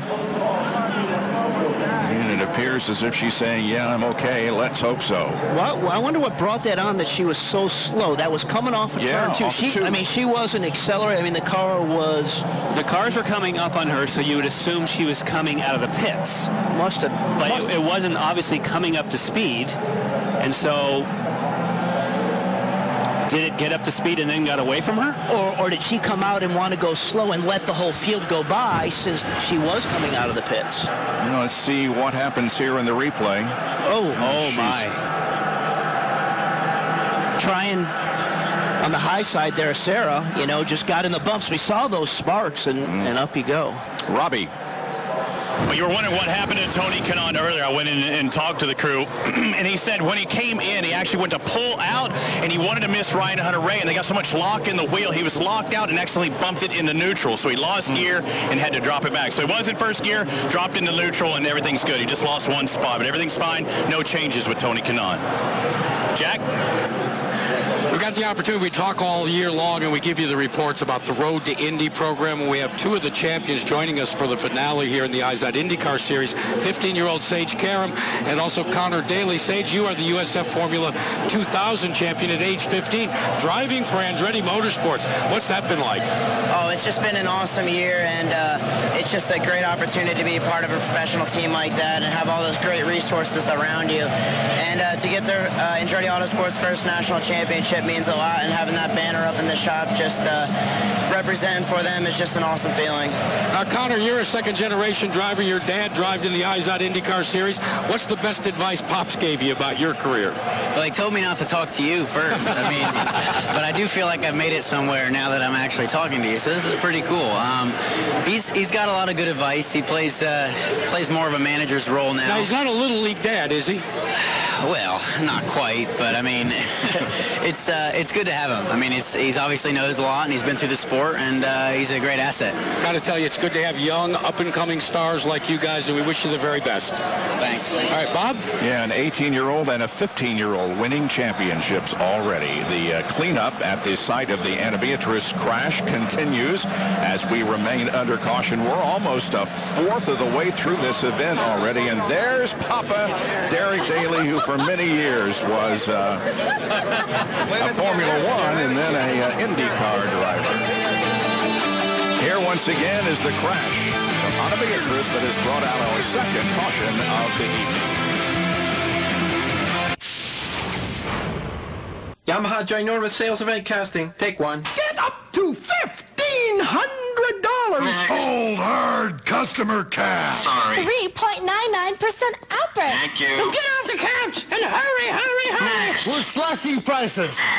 Oh, boy. Don't miss the Yamaha ginormous sales event with up to $1,500 customer cash plus 3.99% financing for 36 months on the Yamaha you want. Hurry. Time is running out. So see your Yamaha dealer today.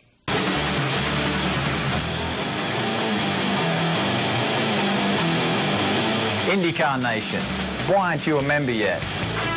Follow me behind the scenes. Free timing and scoring. Free live video streaming. New and improved member benefits. The best IZOD IndyCar Series content anywhere. Visit IndyCar.com and join IndyCar Nation today. Millions of men 45 and older just don't feel like they used to. Are you one of them? Remember when you had more energy for 18 holes with your buddies? More passion for the one you love? More fun with your family and friends? It could be a treatable condition called low testosterone or low T. Come on, stop living in the shadows. You've got a life to live. So don't blame it on age. Talk to your doctor and go to isn'itlowt.com to find out more. Select iZod IndyCar driver. Driver selected, Dan Weldon. Select race transport. Mission finish first.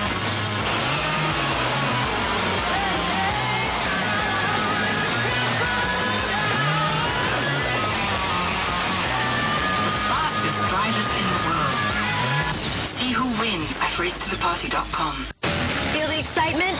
That's peak performance. And it's electric. Look out. Be sure everybody's safe with the new Peak backup camera system. With the Peak Jump Starter, you don't need another car to jump your dead battery, so there's no waiting. And the fun never stops with the Peak Power Inverter. It instantly converts your car's battery power to household power. Great as a mobile office or for tailgating. Inside, outside, all around your car. When you peak, you win. It's the NHL Face-Off 2010 as the puck drops on a new season. Thursday, 6:30 Eastern, the Keystone State rivalry is renewed as the Flyers clash with the Penguins. And at 10 Eastern, the defending Stanley Cup champion Chicago Blackhawks face off against the Avalanche. Hockey lives on Versus. Marco Andretti started 16th and is now running in 7th position. And so far tonight, he is the iZod fastest traveler with a lap of 211.934 miles an hour. That occurred on lap 3. Jack? Guys, when you take a look at this caution, it's begun to throw in at least some consideration about pit stops. Now, for Will Power, he wants to get out in clean air. So maybe Clive Howell could sit there and say to himself, let me go in, let me top off, let me go off strategy just a little bit. That will change his fuel window, and it will also maybe get him eventually up to the front. Right now, we'll have to wait and see. I've seen him have the hose out back and forth, but he has gone past, and I think we're getting ready back to go back to green. So maybe they've elected not to do it right now. But before the end of the next window, it wouldn't surprise me, fellas.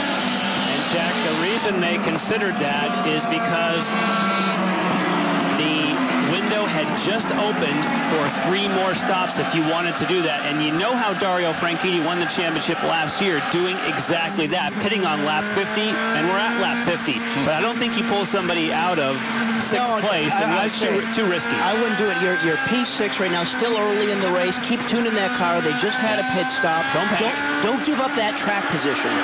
Green, green, green.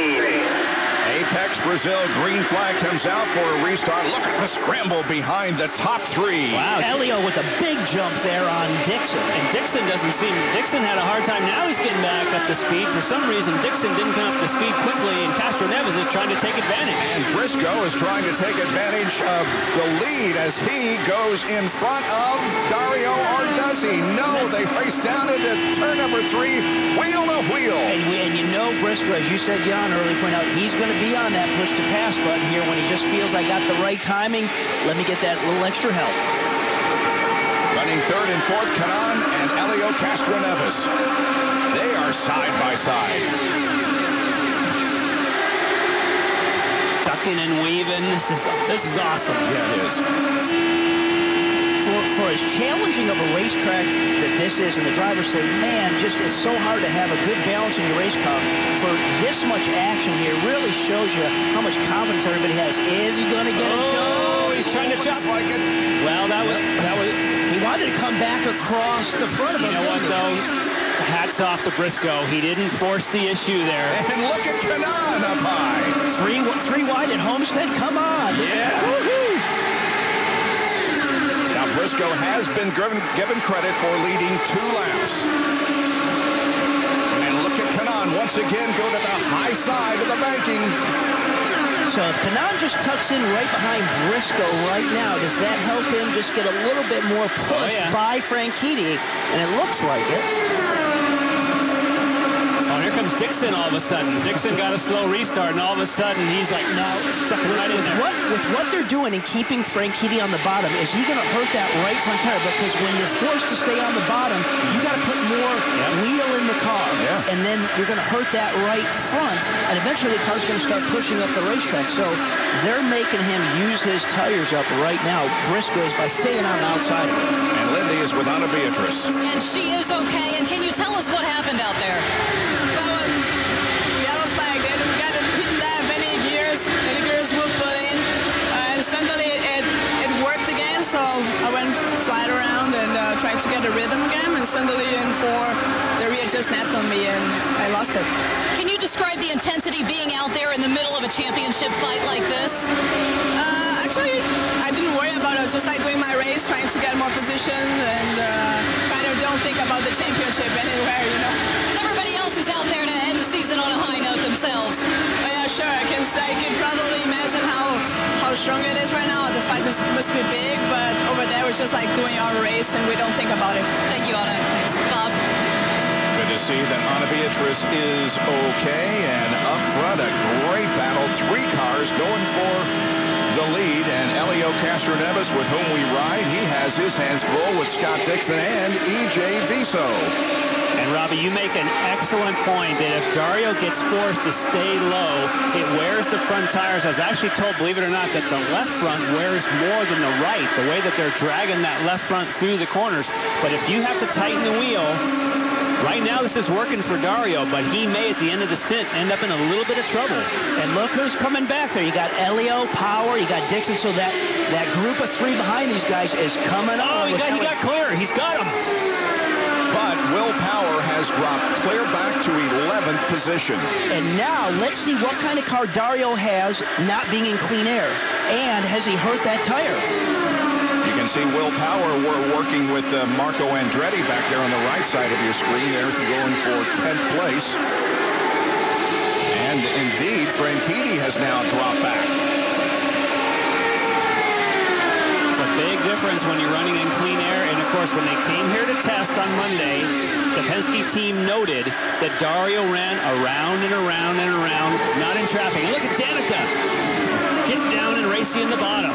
Big dust bowl coming up from Will Power on the high side of the racetrack. He's up there on the high side of Graham Rahal. Oh, a couple of cars came very close to rubbing the outside wall coming off 4. But remember, you know, at the Indianapolis 500 that Dario just kind of crushed him this year, he was very trimmed out, didn't have a lot of downforce in the car. At the Texas race, he didn't have a lot of downforce in the car there. And wow! Yikes! Sorry, Robbie. No, we were on board there with Will Power. We know what he's trying to do. Yeah, we know what he's up to. It's the battle for 8th position, and here is the battle up front. Scott Dixon now has the lead. Briscoe second, then Kanaan and Franchitti. Really impressive drive by Dixon to come back up in the front. He was back there fighting with Elio, and he's been on the bottom, and that's happy news for Dario for that to happen. Well, at least in the first 62 laps of this race, we've seen a lot more action than we did in the entire race last year, and we got a long way to go to determine the championship. Right now, as they run, Franchitti leads by just 1 point in the championship.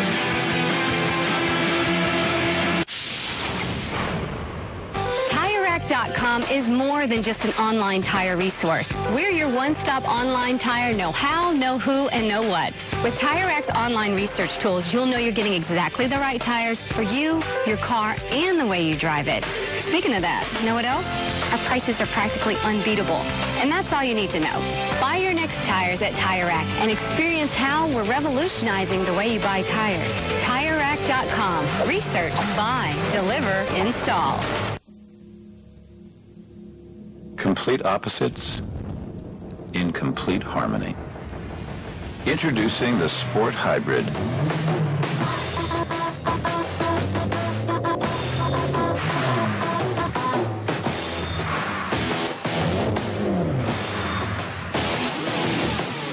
The combination only Honda could engineer. The all-new CRZ Sport Hybrid.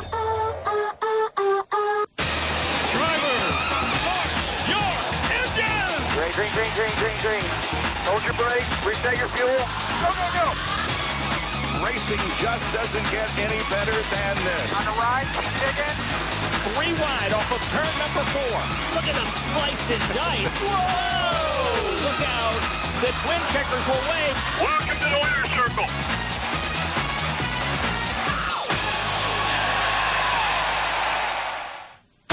Opening night is a chance to erase the past and begin a new chapter.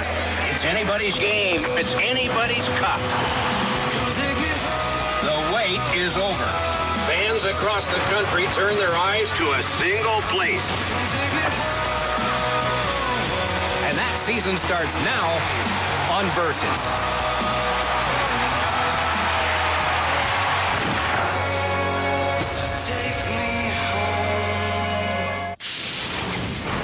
Homestead Miami Speedway in the championship run. The leader is Scott Dixon, followed closely by Tony Kanaan. Franchitti is third, Will Power sixth. And as they run right now, Franchitti is 2 behind in the championship. Wow, Power back in front.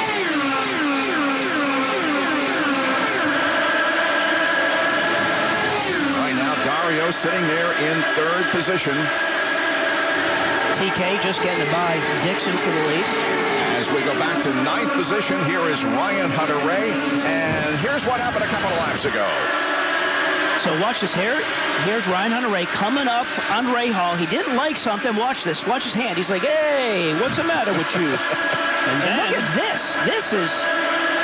Wow. That's not the game you like to play at 215 miles an hour. He made his point.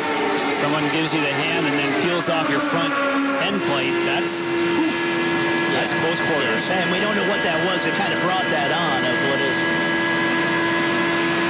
This is our IZOD driver biometrics for Ryan Hunter-Reay. Heart rate 203. That just gives you a little bit idea of what the workload is in these race cars. And it's amazing. You can just track sometimes when he's being pressured, the heart rate will go up. If he's just by himself and the car's good, the heart rate will come down. So you can really keep track of that.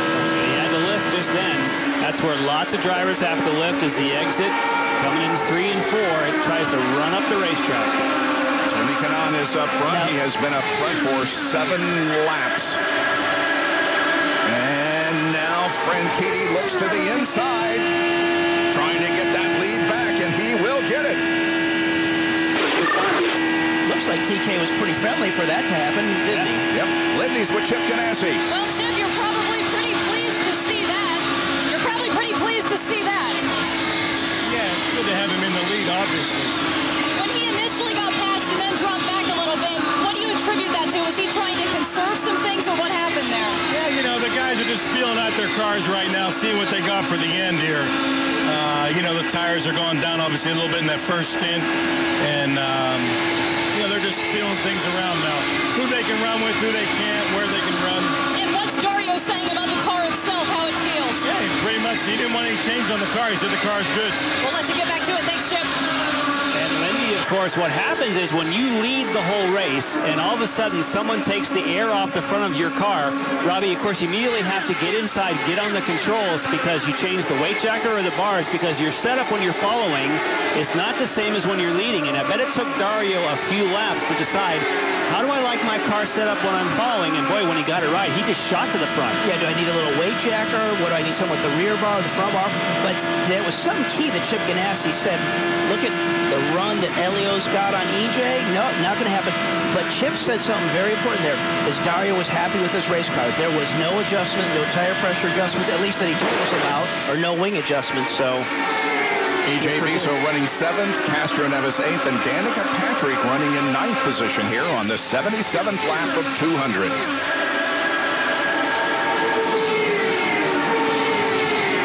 There's Danica Patrick. Behind her, Ryan Hunter-Reay, then Marco Andretti, and Sebastian Saavedra running in 12th position, the young rookie. And we go down to Robbie Floyd. With Tom Anderson, strategist for Tony Kanaan. What have you been saying to Tony? Have you been talking about how he can run that high line or what? Well, you know, right now, Firestone brought a really good tire, and the car's able to work high and low. So, pretty fortunate. We had a little coming out where he got neutral by accident. But, you know, right now the 7-Eleven car is doing real well. Is there any concern with having to run a high side? Because there's not much further you can go up and up. No, but, you know, the more people run up there, the cleaner it stays. IRL's done a good job of keeping that track clean up there. So right now there hasn't been much rubber buildup, so it's good. Tony told me he didn't have a car that could go around the red cars, but we've seen him do it already. Is this car better than you thought it would be tonight? No, it's just as good, though. Thanks, Tom. Tony Kanaan won, of course, at Iowa, and in only 4 races this year has he finished outside of the top 10. Currently running in the second position as we get a look at the cars coming off turn number 2 and down the backstretch. This gaggle of cars involves Viso, Castro Neves, and Patrick. Look how low Danica can run. And just by making it work. Yeah. She had talked about in qualifying that it was the best car she'd had all year in qualifying. And I talked to Ziggy Harkus, who makes the calls for her last night, said she came in all smiles after the warm-up, and her teammates all came down to say, hey, what are you running? Yeah, and just as she was staying down the bottom, how good she was, unfortunately, she had a lift out of you saw her go backwards, and that's Ryan Hunter-Ray. Whoa, a little bit of a wiggle there out of Viso. Yeah, look how quickly you come back. If it works on the bottom. So Danica falls in behind E.J. Viso into the in front rather of they are in. She is in front of Viso. There you go. And I think part of why we're just seeing so much back and forth here, versus some of the other 1.5 mile tracks, is this is really a tough track, and it's just not a no-brainer. You just can't run around here flat out. You're working the throttle, and it comes and goes. So that's what we're seeing some great racing because of that. Jack Dario's out to a half-second lead. Wow. And indeed he is. He's complaining of a little bit of understeer, but I want to take you to Will Power's pit. There in the lower part of your screen is a PR guy that is keeping the points manually, lap after lap for Will Power. Right now he trails Dario Franchitti, but there's still plenty of racing to go here in the finale for the IZOD IndyCar Series from Homestead Miami Speedway.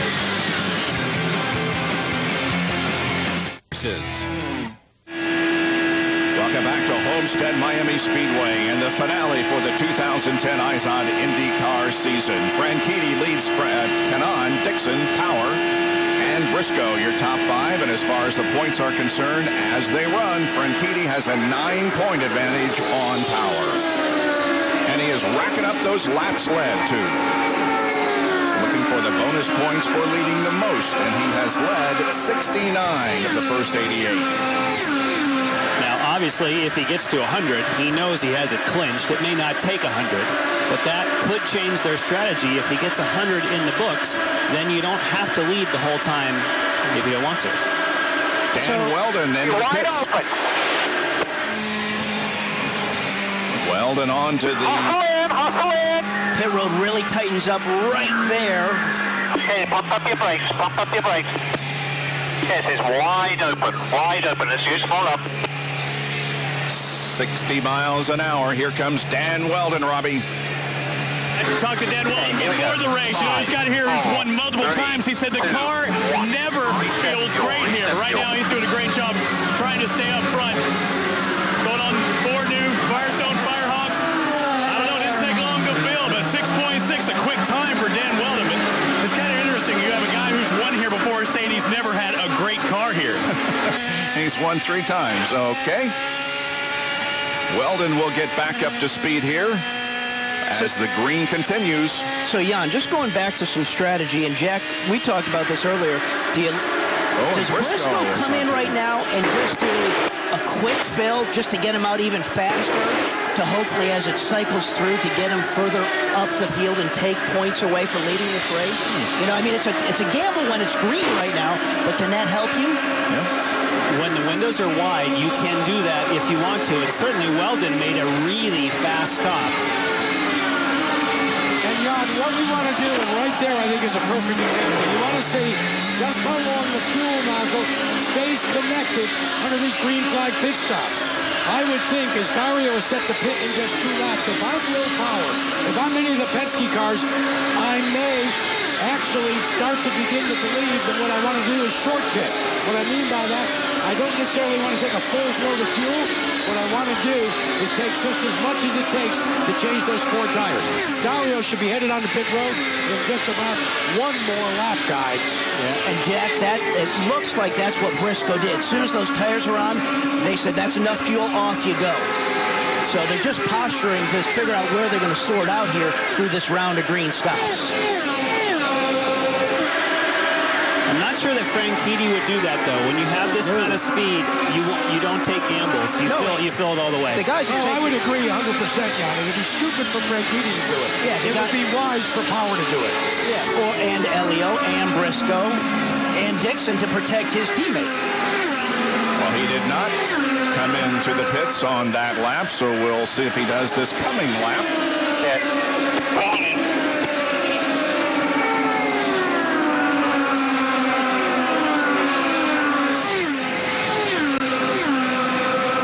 15 cars on the lead lap, and yes, Tony Kanaan is on pit lane, and it looks like Franchitti is also.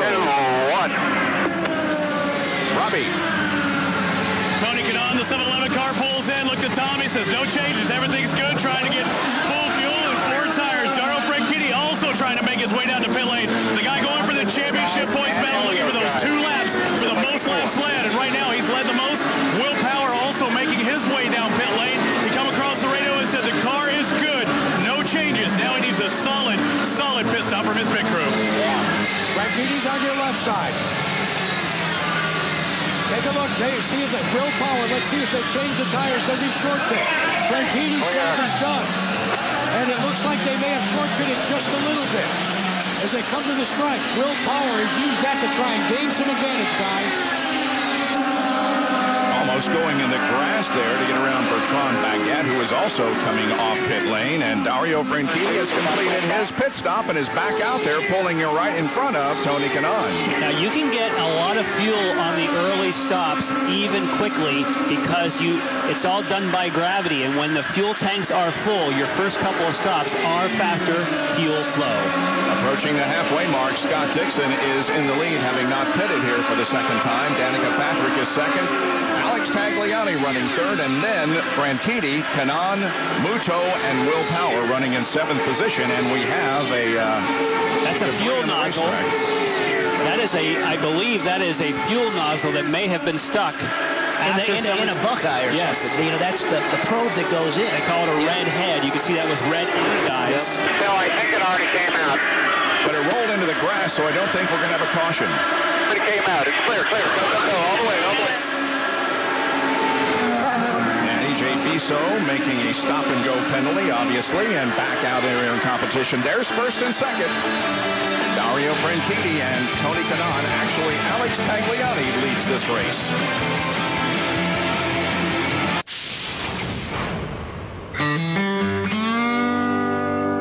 If you know passion, you know my name. If the roar of a race car gives you goosebumps. If you believe that no one ever remembers who comes in second. If you're into checkered flags, chugging milk, and burning rubber, you know my name.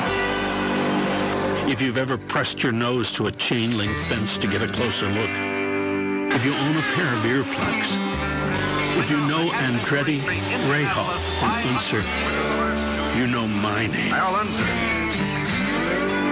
You know my name because I've been here from the very beginning. As vital today as I was over 100 years ago. 100 miles to go. I am a powerhouse. I am running wide open with no finish line in sight.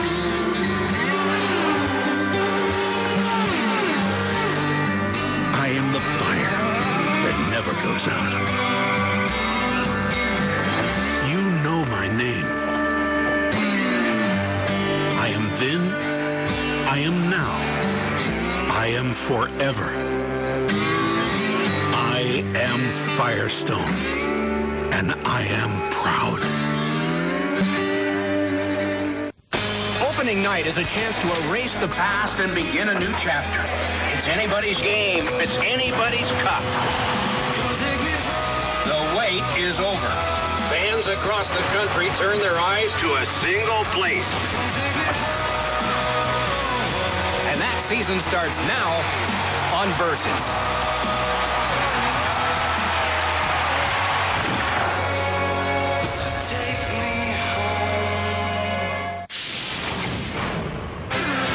The IZOD IndyCar Championship. It's all or nothing.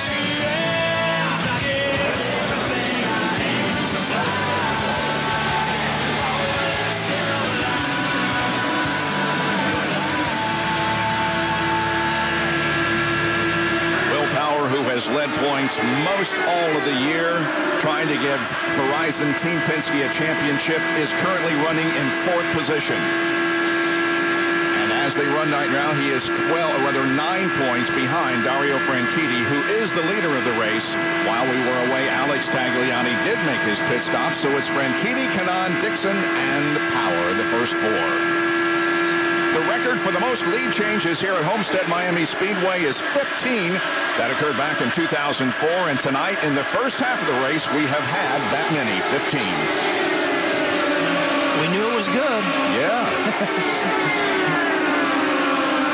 Well, that last lap, Power went a mile an hour quicker than Franchitti. Now, it just could be with where you are on the racetrack and traffic, but he is gaining ground physically on the racetrack to Franchitti right now.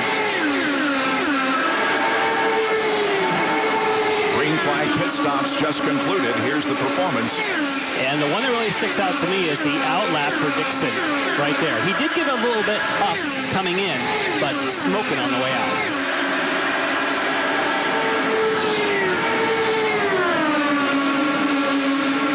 Kanaan has been very, very competitive tonight, hasn't he, since the drop of the green flag. He says he loves this racetrack. He's never won here. Obviously, he lives close to here, but he says, I love this racetrack, so he's showing that tonight.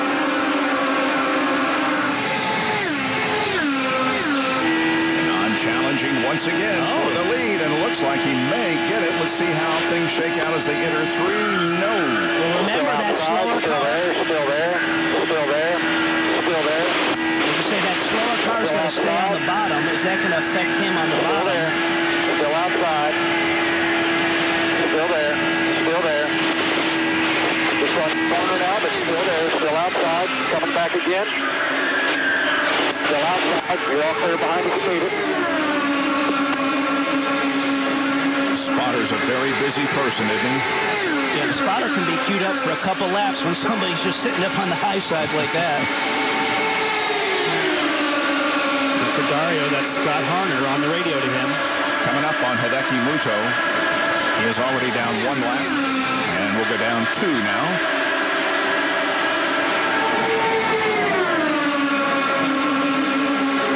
In the Newman Haas car.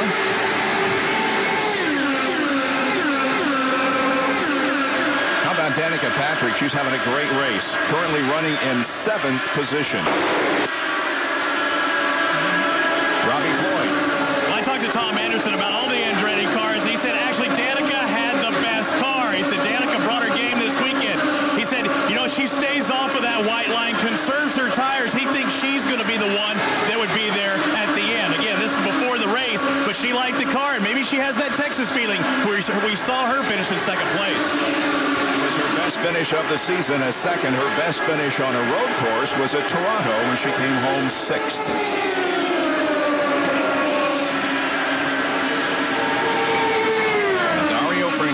Within 4 laps of clinching the 2 bonus points for leading the most laps. Very, very important here in the battle for the championship. Well, I guess that momentum that we talked about earlier and just how it was eaten away at Will Power, it continues as he chips away at now only going to be 3 laps away from getting 2 valuable points for leading the most laps. Yep. Man. And what that does, that opens the strategy. Once he clinches that, he could drop behind Franchitti. He could drop, behind Kanaan if he wanted to, if he decided they wanted to save fuel. Right now, he basically has got to stay here and try and clinch those 2 points. Will Power running 4th. Power 9 points behind the championship with 114 laps completed. Scott Dixon running third. And then here comes Will Power in fourth.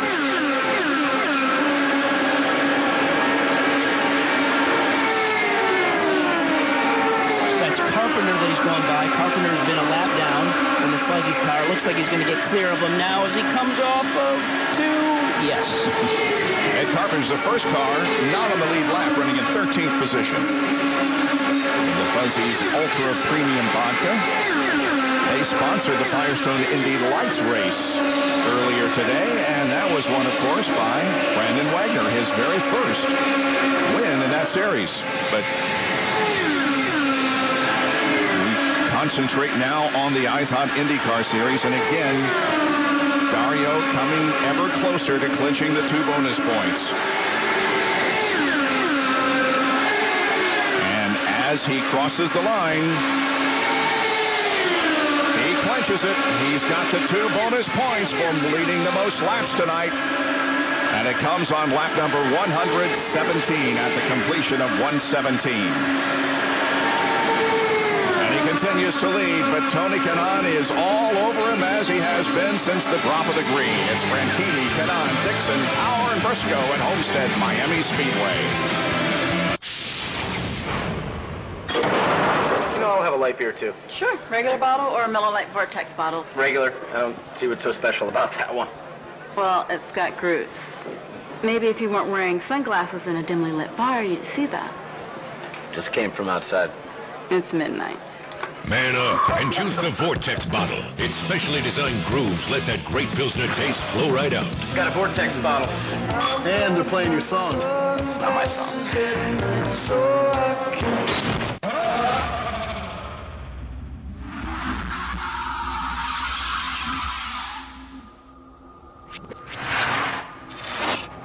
There's a reason why.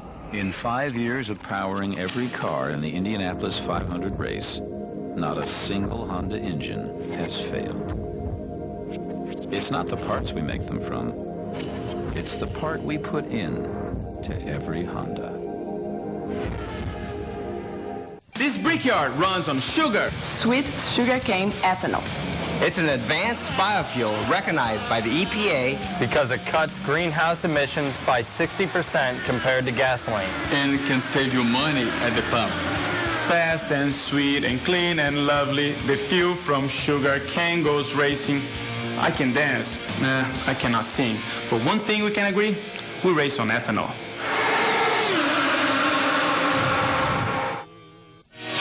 If you're like me, you want maximum protection for your engine. You demand it, and Peak delivers. No matter what you drive or how you drive it, nothing protects better than Peak. Peak Long Life Antifreeze is formulated with an advanced organic technology to protect any engine of any make, any model, any time. If you can drive it, Peak can protect it. Make sure you get Peak protection. When you peak, you win.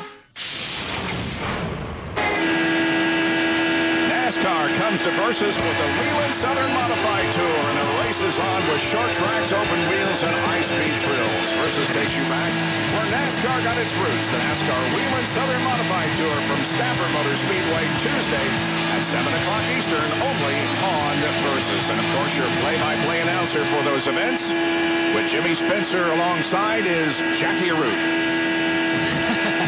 Well, it is. You guys are cruel. That's all I can tell you. Not quite as tough a situation for me on Tuesday as it will be for Will Power right now. Will Power was just told by Clive, his strategist, look, you got to go get him. They're trying to talk Will Power into turning the whip up just a bit. That's generally what you do with a horse. You take it to the whip. That's what Clive Howell's done with his driver right now. And you know, Jack, it's not desperation time because although Dario, it looks like he has it in the bag, for a moment there when you saw the side-by-side racing between he and Kanaan, if he drops only one place, if he drops to second, Power then is leading the championship. It is still extremely tight, far from over. And I think, Jan, you're absolutely correct. I think they want to get Will back up there, and they've become giant Tony Kanaan fans. The whole team, I'm sure, right now is pulling for that 7-Eleven car. Did you get any sense from Clive what it is that Will Dario's fighting in that car? I mean, is his jacker helping him, his bars? Where's he at? What's he fighting? I think you could say that they think they've got a good car. They just don't have a great car. But Clive Howell said to me before we went on air in the IndyCar Central show, look, this is kind of typical of where we find ourselves on oval. Not real good in the first half of the race, having to take the whip to it, and then near the end of the race, all of a sudden, Will and the car come alive. Believe me, Clive Howell has not given up the ghost on this one yet, and neither has his driver in that Verizon Penske Special.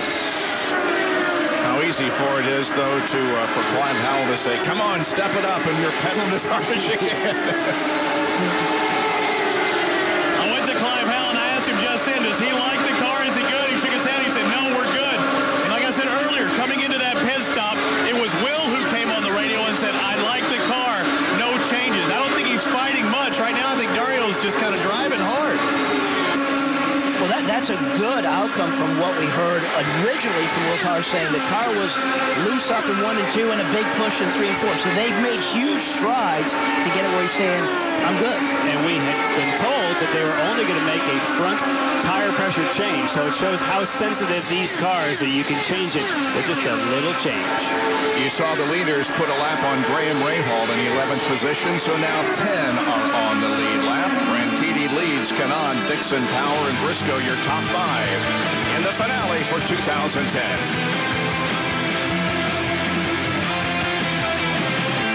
Today. At the Café do Brasil Indy 300 at Homestead Miami Speedway, Dario Franchitti is leading by about 0.6 of a second over Tony Kanaan in the battle for the championship, and we are cautioned for the 3rd time. And we think it was Will Power may have brushed the wall. Wow. You saw the white sidewalls on the tires indicating the championship rings being worn by Power and Franchitti. Let's take a look at it. Behind Reinhard Ray. You're up pretty high there. That is up in some gray. Yeah, oh, yeah. Well, I mean, everything looks good there, but that was a lot of brush in the wall. Oh, yeah, that's a lot of contact. Did you see that he didn't move his wheel at all? You're just up in the gray there, and you get the marbles, and just it slides up in the wall. There's nothing he can do. Could be a major factor in the championship battle. Clive on the radio to Will as we are under caution for the 3rd time tonight.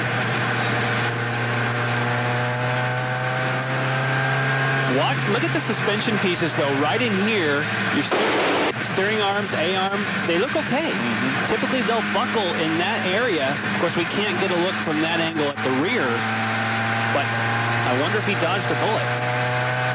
Well, anytime you hit it kind of flush like he did, that's the best way to do it and not damage anything. Now, it was more than just a one touch. Yeah. It was touch, touch. Yeah, you definitely want new wheels. But No love for me to tell.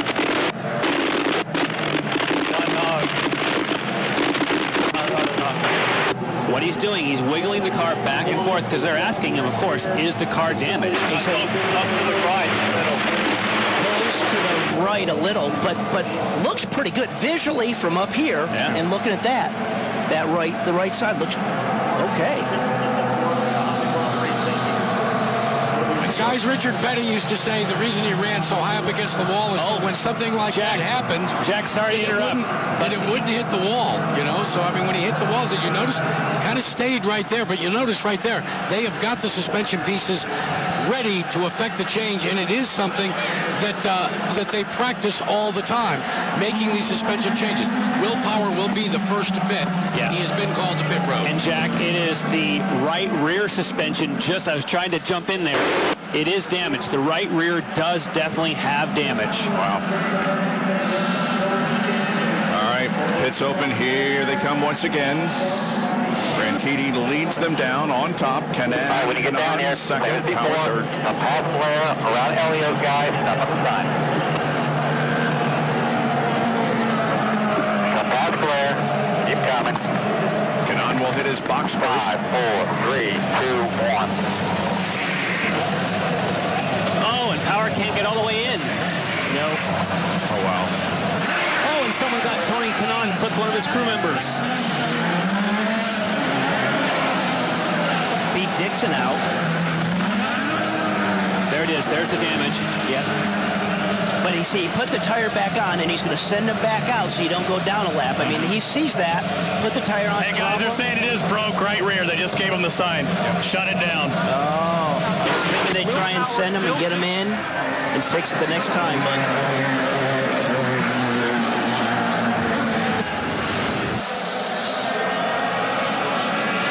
It's all coming unglued. And remember, kind of the weight goes diagonally. He hurt that right rear, so that affects the left front, and he couldn't get that turned back to the right because of the left front.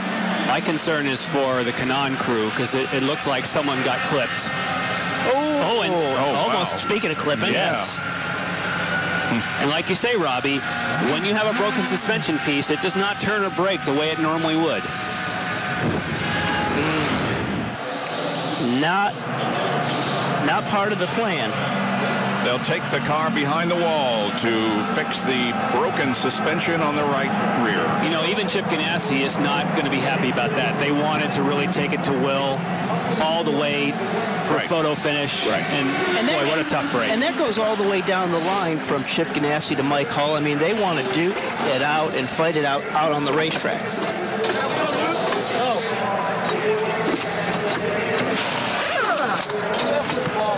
Now let's examine this Canaan situation that Jan picked up on. I just wanted to add something really quick. I mean, the race isn't over till it's over. They're trying to get the car back out there as well. The great thing is that the fueler was able to get clear. I thought he had been clipped by a tire. What happened was you could see the body English to pull it out. It stuck. Tony waited and then gassed it. Robbie? Sorry about that. I couldn't see it on my jerk cam there. The race isn't over. They're hustling, trying to get the car back out there. Dario hasn't won this race. Dario has not finished this race. If they can get this car, the suspension parts, back out there and running, anything can still happen. That's the way this Penske crew is operating right now. It's not over till it's over. True, but a major setback for Will Power, no question about that, as they feverishly work to repair the right rear suspension after a brush with the wall that has brought out our caution here, and there are only 60 laps to go in this event.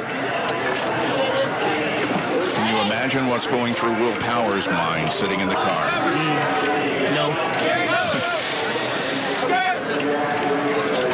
Shades of Ryan Briscoe in Motegi just a little over a year ago. That's right. Same team. Well, where it all started was going back at Chicago when they didn't get that fuel probe in, and then Franchitti took the risk. Okay, on board with me. Now watch his hands on the wheel. They just lock right there.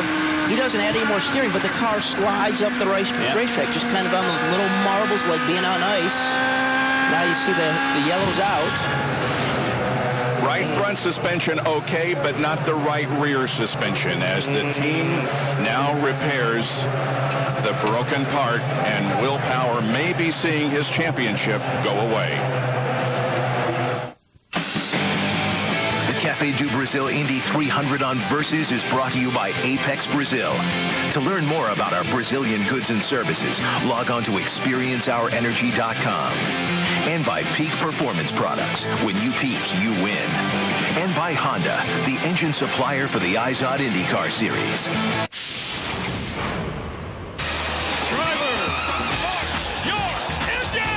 Green, green, green, green, green. Hold your brake. Reset your fuel. Go, go, go. Racing just doesn't get any better than this. On the right, keep digging. 3 wide off of turn number 4. Look at them slice and dice. Whoa! Look out. The twin checkers will wave. Welcome to the winner's circle.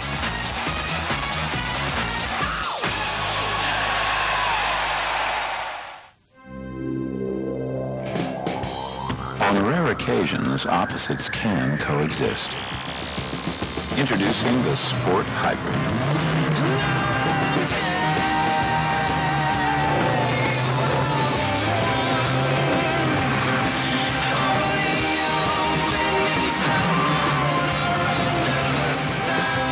The combination only Honda could engineer. The all-new CRZ Sport Hybrid. Story about a man with a car and a job, a wife and a kid, his name is Bob. Just a regular guy with a regular car, but it's what he rolls on that makes him a star. His Firestone tires are known far and wide. The way they perform gives a sense of pride. That's Bob's story, he ain't no liar, because everybody knows the legends ride Firestone. Legendary drivers need legendary tires. If you're like me, you want maximum protection for your engine. You demand it, and Peak delivers. No matter what you drive or how you drive it, nothing protects better than Peak. Peak Long Life Antifreeze is formulated with an advanced organic technology to protect any engine of any make, any model, any time. If you can drive it, Peak can protect it. Make sure you get Peak protection. When you peak, you win. Welcome back to Homestead Miami Speedway. Will Power's car being worked on at the moment. Chip, does that give you any sense of relief or no? Well, not really. I mean, you know, we still have 58 laps to go or something here. We still have to finish the race well ahead of him. I mean, if something were, God forbid, to happen to us right now, you know, we'd be right next to him. So we need to be way in front of him. I was watching you guys when Dario clinched the 2 points for leading the most laps, and it really didn't even seem to faze you. It's just all business at this point, right?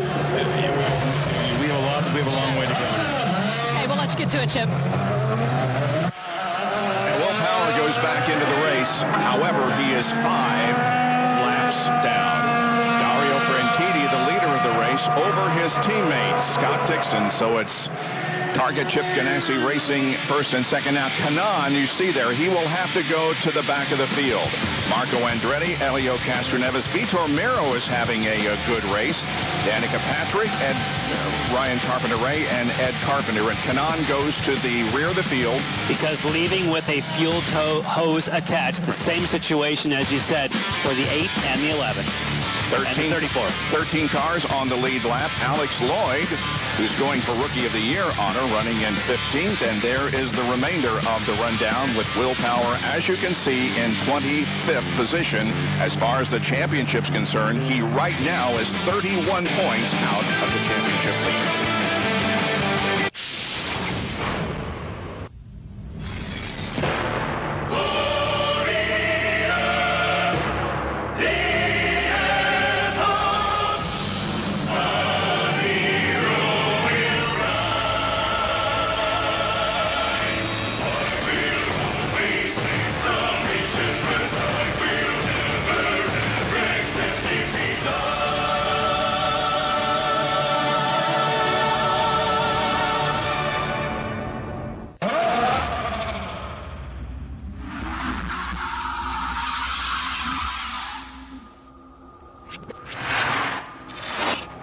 There's a reason why. In 5 years of powering every car in the Indianapolis 500 race, not a single Honda engine has failed. It's not the parts we make them from. It's the part we put in to every Honda.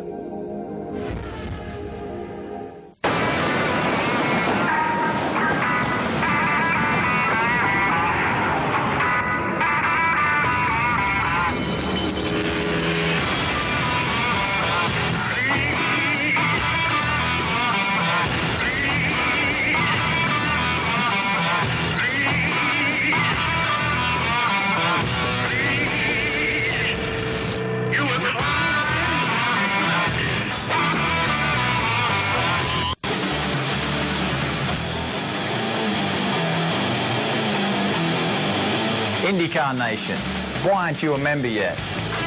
Follow me behind the scenes. Free timing and scoring. Free live video streaming. New and improved member benefits. The best iZod IndyCar Series content anywhere. Visit IndyCar.com. Enjoy IndyCar Nation today.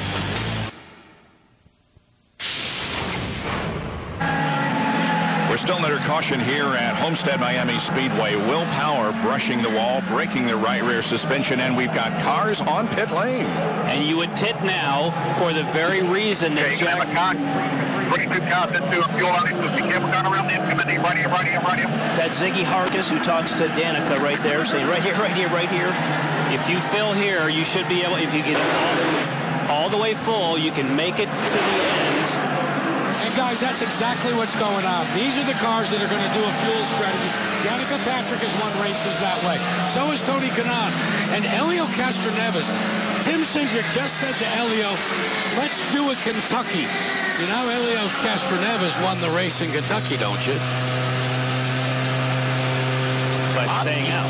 Yeah, and I think that, gee, you know what? I've never seen two people so tardy at the switch upstairs. Well, the reason we were tardy was because I'm looking to see if you... No, he last pitted on 137. Jan, I'm going to correct you one more time. I understand what you're saying, but if you listen to what Cindric is saying... No, they should.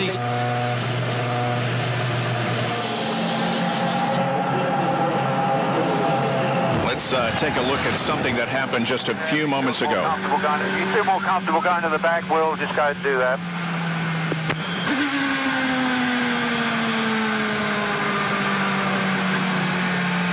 So there's Power. Just you can see him waving everybody by.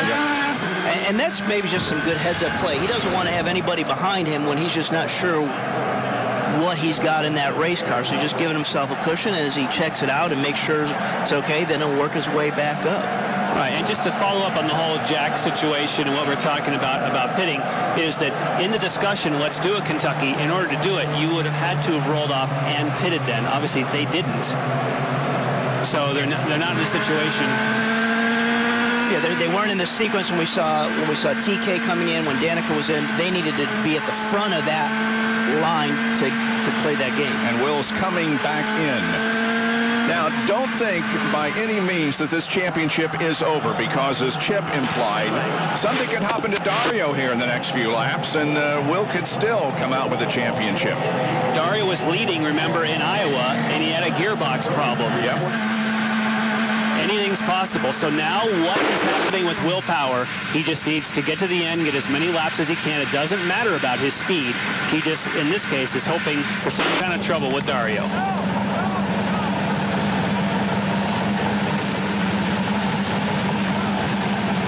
Continuing to work on the car, trying to get it to handle better, and the engine is off. And they think, look at the right front now.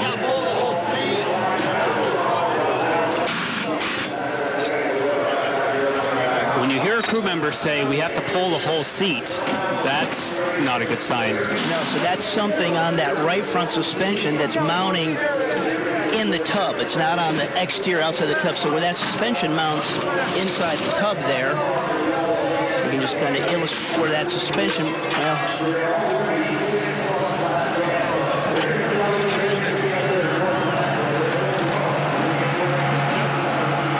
And again, they'll take the car behind the wall. Let's listen. Engine hurry up. Grabbing sideways. Okay, the boys say they looked at the front and the rear and they couldn't see anything bent. Feels very nervous. Yeah, that new wishbone we put on, Will, might be a little different from the one you had on before, but you know, the toe might be a little different there. Power coming out of the cockpit. That conversation just moments ago. See, it was crabbing to the right, meaning it's pulling in that direction. And they had to pull him out of the car so they could get down where that right front suspension mounts. They need to get down in there and look if something is bent inside the cockpit. Meanwhile, there are 50 laps to go in this race tonight, and the 1 to go signal is being given to the field as they come down. So we'll go back to racing here in just a moment with Franchitti, Dixon, and Marco Andretti. Now running in third spot, Johnny Rutherford in the Honda pace car pulling off. Tony Kanaan, he's going to be the guy I'm going to keep my eye on at this restart. Now there are a couple of lights indicating whether or not the pit is open or closed, and apparently they're working on one of them, and that was a reason for the lengthy yellow that we had.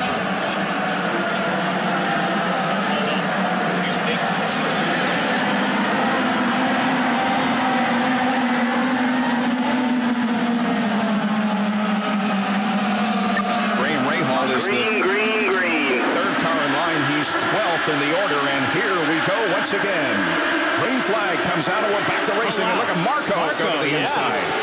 And look at this. Wow. That is Matos that was way under the white line there as they came down start-finish. Sarah Fisher in the pink car, racing for Breast Cancer Awareness Month.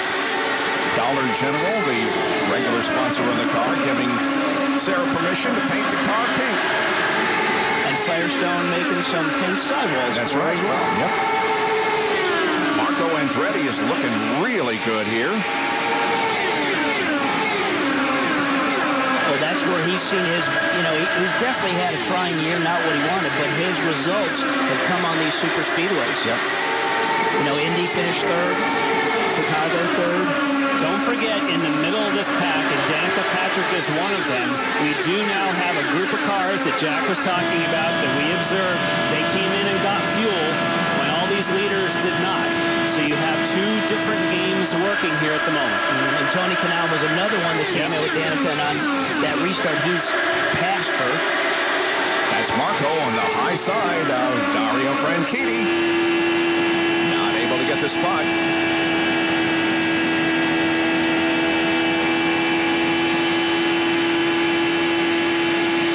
Marco decides to go to the inside, and this time he will take the position away from Dario. So has Dario's strategy changed slightly here? Well, yeah, a little bit. In the pits? He doesn't need to. He doesn't need to do everything he can to hold Marco off. No, he basically needs to stay in one piece. Yeah, that's all he needs to do. Robbie Floyd with Will. Will, can you summon the words to describe what you're feeling right now? Yeah, very disappointed, obviously. Just trying to get around a couple of back markers and got in the grey a little. Yeah, man, the Ganassi guys were so fast, we had to really start pushing hard to try to find something. Did it just happen all of a sudden? Did you just try and sneak up a little too high? No, it's very hard to predict what the guys in front of you are going to do. So, I think Hunter Ray was up there and took a bit of air off, which pushed me up a little higher. And, You were holding around 4th or 5th spot. That could have been enough to win this championship. Did the car feel good enough to win this championship until that happened? Yeah, we definitely weren't quick enough, I thought it would be very tough to pass Dario or get even close to Dario. Thank you for talking to me. I know it has to feel terrible for you right now. The championship's won over 17 races, not in one. Thank you. Well, if Will finishes 25th, and that's where he is right now, he can't finish worse than 25th. Dario still needs to finish 10th or better in order to win the championship. So don't say this thing is over yet. And right now, Dario is slipped back to 4th. And Elio Castroneves is trying to push him back one more. And Marco Andretti is the leader. And you were right, Robbie. He has 3 third-place finishes this year, and they have all come on the super speedways. Indianapolis. He also finished 3rd at Texas and 3rd at Chicagoland Speedway as Ryan Hunter-Ray makes a pit stop. With a big wheel mark right over his Izod logo. He's definitely been running hard. Well, that I think maybe came back. I wonder if that was all part of the incident with Graham. Rahal, yeah. Ryan relinquished his 11th place to come in for the pit stop. So on the racetrack, it is Andretti, Dixon, Weldon, Castroneves, and Franchitti at 160 laps completed.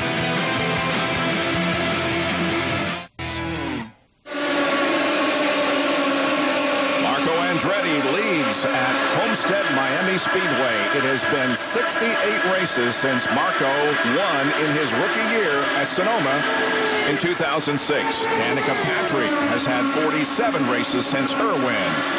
And remember Marco Andretti when he won at Infineon Raceway in 2006 in his rookie year, but it's been a long dry spell. Dad Michael loved it, and so did Grandpa Mario. But he leads. Scott Dixon with another caution on the track. Another caution. And this is for debris. This car 26, he's in. So now what you'll see is all the folks that didn't come in. It was Kanan, Danica we talked about. I think it was Baguette was the other one. Or Mira. Those three were good on fuel. We knew that up in the top 10. So that should put Kanan in the lead. Danica second. And probably Vitor Mira third. Because they'll stay out. Robbie with Michael. I talked to Michael just before that yellow, and you said you didn't think anyone could make it. I think the guys at the booth thought that was the case. Now what's the scenario? Well, now it's going to be really close for us, and I think it's really good for Tony and Danica, but we need a long yellow. So this is a catch-22, though. I mean, you were out in front, but you needed help. Now you've got the help, and you're hating it. Well, we need a long yellow. May happen. What's that? May happen. We'll see.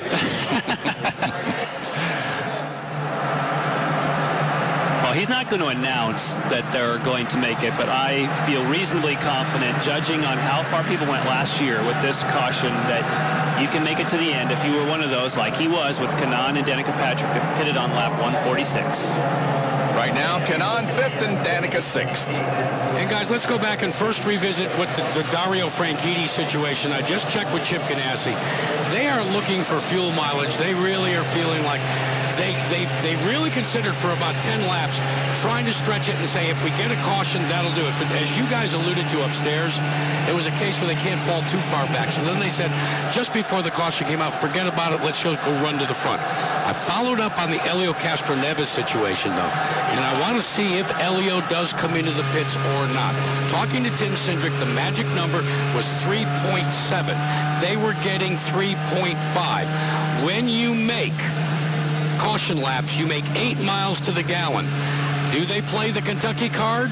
Yay or nay? Nobody knows. His teammate, Will Power, who was in the championship chase, now you can tell in his eyes that it's over. Jack, while you were saying that, you got this guy coming down pit road, and Dixon and Helio stayed out, so they think they can make it on fuel. Here's the case. What they needed is they needed at least 3 caution laps.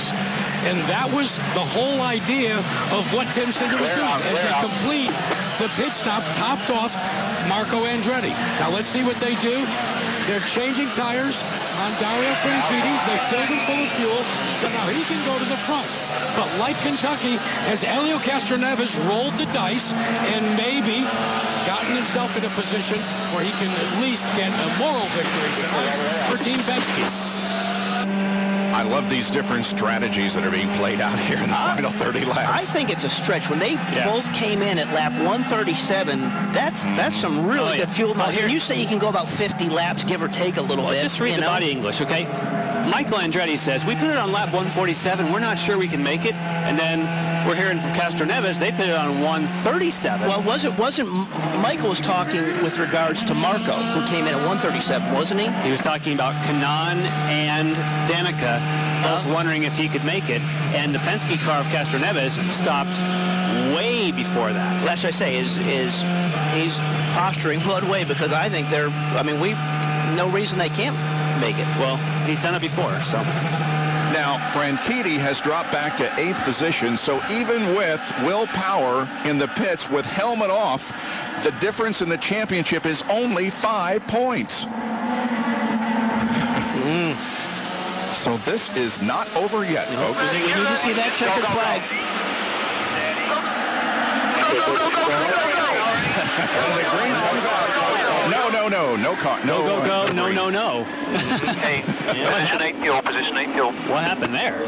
Fuel position 8, that's just putting the fuel back to where you can serve as much. So as soon as that goes yellow, get into that fuel conservation mode. Now you heard all the spotters saying go, go, go. Yep. And then no. Well, Brian Howard, the flagman, was very adamant in saying that he needed a single file through 3 and 4 before they could. Guys, quick update on numbers. For Dario Franchitti, he's just been told he's got to stay 10th or better. We've been talking about it. For Helio Castroneves, he was just told the magic number to go to the finish, 3.5 miles to the gallon. That's doable. I don't know. He must have really been saving. That's amazing. Yeah. If he does that, that's a miracle. There are the points right now. Oh, what's going on there? That's not going to be a green flag. We got a lot of movement back there. Single file. That was Alex Lloyd in the Boy Scouts of America car, just with a big head of steam coming down the inside of the track. The reason he's hot is when they don't go green, it helps somebody like Castroneves. Every time they don't go green, if you're someone who's on fuel save, you're like, yee-haw, we got another lap. Yeah. Let's not just talk about Elio. Dixon's on the same strategy. Dixon and Elio are in the same boat.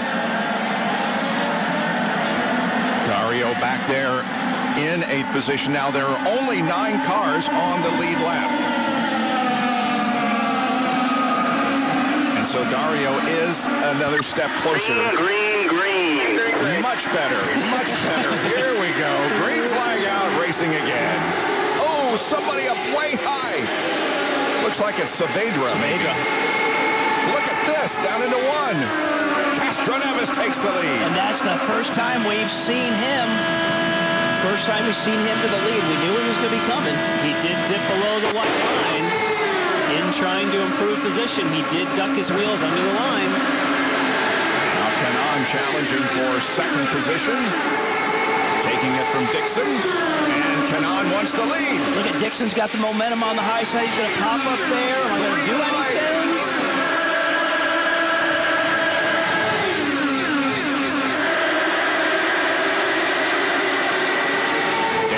Back there in 4th.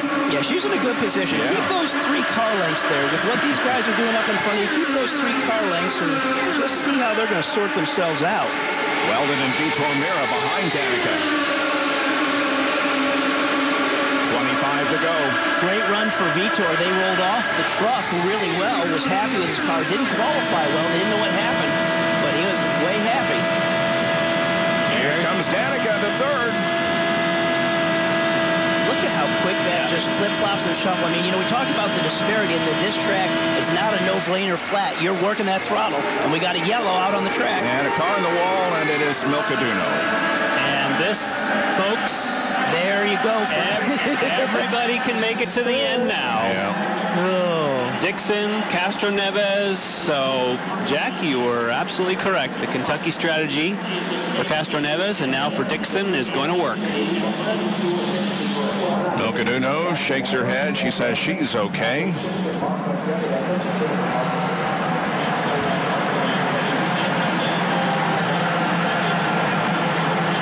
Dario is languishing back here in 9th place and did some high driving, it looks like, to avoid Milka. Ooh, yeah, right ahead of him. There's a championship flash before your eyes. Yep. Yeah.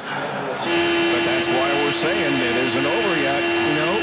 It's being at the front of the field. That's why you always want to do that. It's right ahead of him. It's our 5th caution period of the evening, as Will can only hope for bad luck to Dario Franchitti. But as of the moment, Dario has a 3-point edge in the championship. Milcaduno bringing out our most recent caution here at Homestead, Miami. The Cafe du Brasil 300 on Versus is brought to you by Firestone, the first name in Indy racing. And by Yamaha. Nobody's more in tune with motorsports than Yamaha. And by Peak Performance Products. When you peak, you win.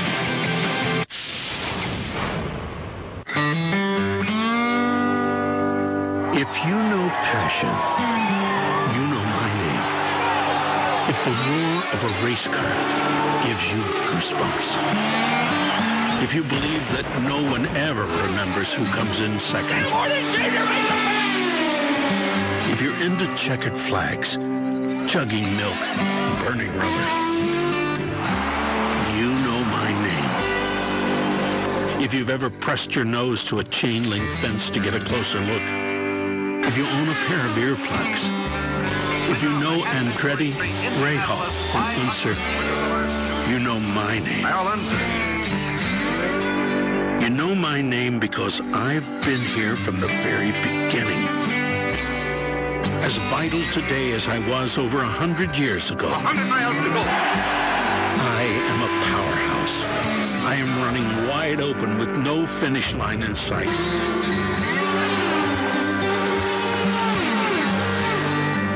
I am the fire that never goes out.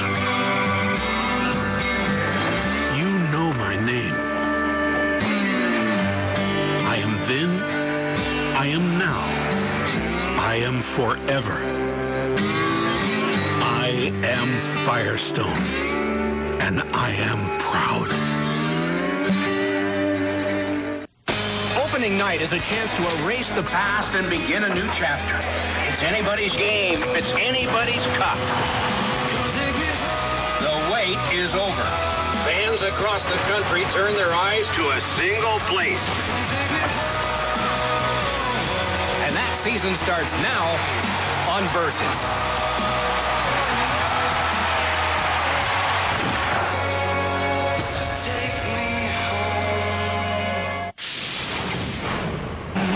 Under caution because of Milcaduno's crash, Chip Ganassi hoping that his driver can hold on for the championship. Here's some radio conversation just moments ago. Okay, we will stay out. Just a reminder, we just need to finish 10th or better. 10-4, I hear you. There it is. We told you that earlier, and now there are only 9 cars on the lead lap. But again, anything can happen. You saw Milcaduno crash just ahead of Dario, and he had to avoid that. And with 21 laps to go, anything can happen.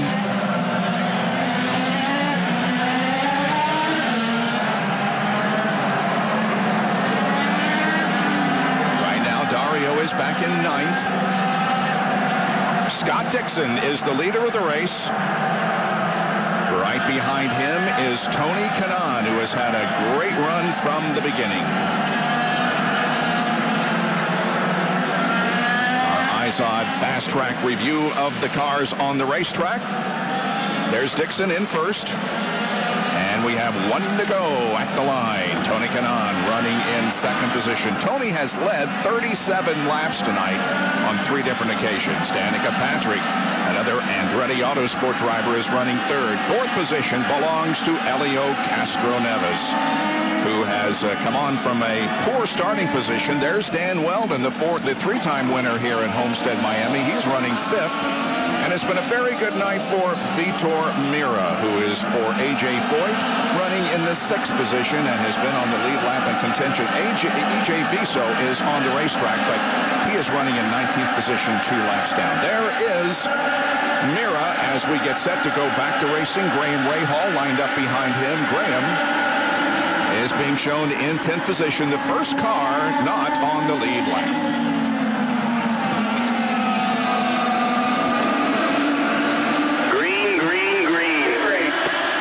Elio's got a little bit of momentum there. And he's pulling on the inside of Danica. Nope.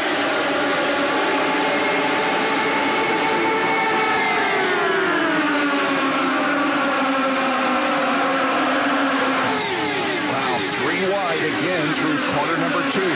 Takuma Sato on the bottom of the racetrack. And that was Tagliani, who was way up on the high side there. Yep, through 1 and 2. Yep. Ryan Hunter-Reay, who is 14th a lap down.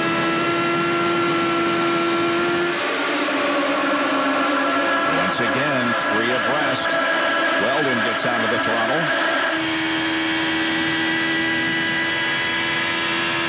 And Will is walking away. Well, he sure has had a great season and can only look forward to bigger and better things next year. Look at Takuma Sato and Weldon wheel to wheel. Here comes Ryan Hunter-Reay on the outside. Weldon, obviously, something not happy in the car the way it's going back. Marco going by on the inside. So Andretti picks up 6th.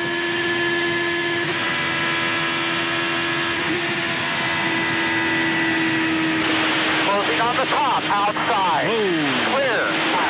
You really heard Weldon have to get out of the throttle all the way down to 4th gear. Yeah, I heard him go down 2 gears. You know you're in trouble when you're having to downshift twice here. Saavedra and Weldon almost touch wheels. Sebastian Saavedra running 16th in that Conquest car with the orange and white logo and livery. And there is Dario, who is in 9th position, but he is where he needs to be to win the championship.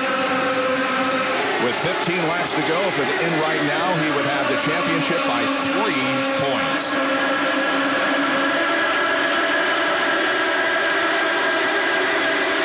Simona De Silvestro. It's not all clear sailing from his cockpit, as you can see, just when you look at what's going on in front of him. Oh, yeah. Pressure on the bottom again. Well, just remember that Will Power talks about when you come up behind lap cars that you haven't been running with, you're not sure where they're going to run. It caught him by surprise. Of course, Dario Franchitti with a lot more experience in these situations. 2, 3, and 4 right there. Kanan, Patrick, and Elio. Trying to chase down Scott Dixon. Scott Dixon's off to the races, so to speak. Whoa, look at how close it is there with Elfio and Danica. So obviously Dixon doesn't need to hold back fuel-wise anything. He's hammered down, and he's on the button right now. He's pressing that button. Scott Dixon has won twice this year. He won in the Kansas mile and a half, and he won on the road course at Edmonton in the controversial ending. Andretti Autosport running second and third with Kanan and Patrick. Well, Dixon with 12 overtakes left, he must be just pushing that button now every lap till the end. And the laps are counting down. 7 overtakes, you have 3. 11 to go. That sounds like Ziggy Harkus, so that means that Danica Patrick has 3 left. Just as you said that, Kanan was on his overtake button. He was lit up green. Oh, here comes Danica.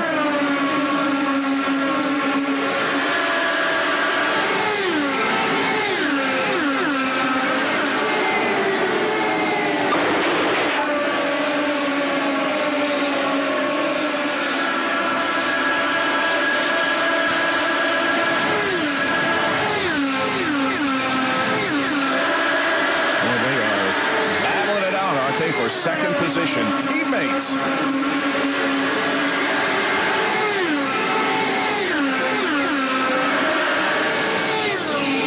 Pretty good handling cars to get through that 3-4 complex right there for Danica to be up on that high side. Her car really must be rotating well off that right rear.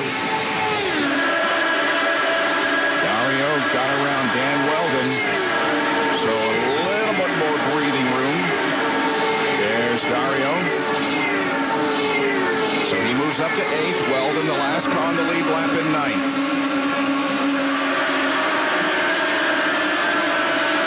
And as we indicated, not only the championship battle is at stake, but also some other point positions throughout the field. And if Danica can hold on to her position, she would move up to 10th in the point standings and put Justin Wilson back to 11th.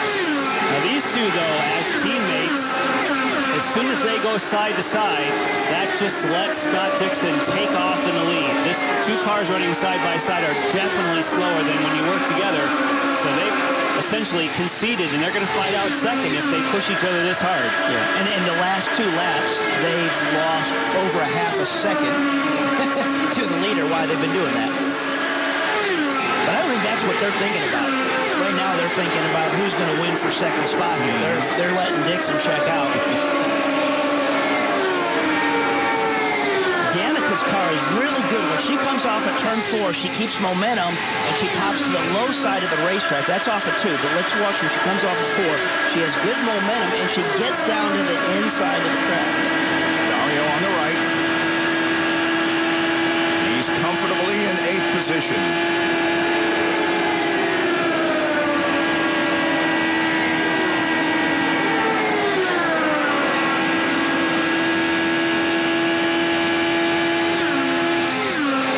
Dario's wife,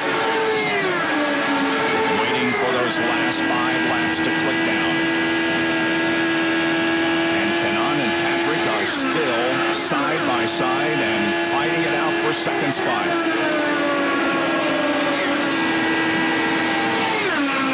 They are leaning on each other. Sure are.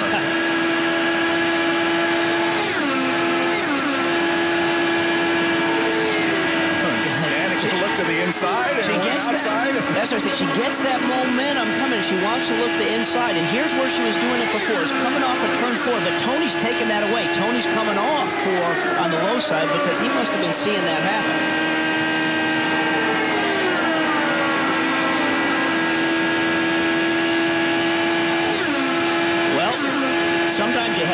the race car, but if you can't get by the guy in front of you, it doesn't mean anything. And Bob, if you also focus in on the right, you think about Dario Franchitti getting so close to winning a championship. Think about this Ganassi team, because Scott Dixon looks like he'll pull off a victory, so they may, in fact, win the race and the championship and add to that grand total of, it's just been a crushing season for this team in all different categories. Less than 2 laps to go till the end of the race. Scott Dixon, the leader. Franchitti on his way to the championship. Danica to the inside of TK now as the white flag comes out for Scott Dixon. 1.5 miles to go. And look at these two continue to go hammer and tong. Hardball. They're playing. That's hardball there. Dario also less than 1.5 miles away from his championship. Scott Dixon started the evening perhaps as a wingman for Dario Franchitti. He comes home as the winner of the Café do Brasil Indy 300. Finishing in second position was, I believe, Danica Patrick got Scott Dixon, or rather Tony Kanaan. But the championship for 2010 goes to Dario Franchitti.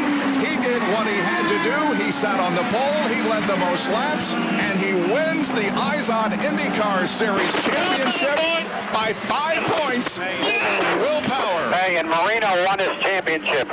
Oh, phenomenal.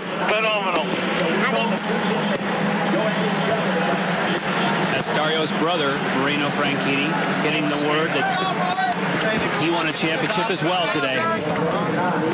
Jack is with Chip Ganassi, who adds the championship, Jack. Yeah, I think it's easy just to call Chip champ now. Chip Ganassi, congratulations on another championship. Marino. I did. Really, I don't know what you said, Jack, but I'm pretty happy right now, I can tell you that.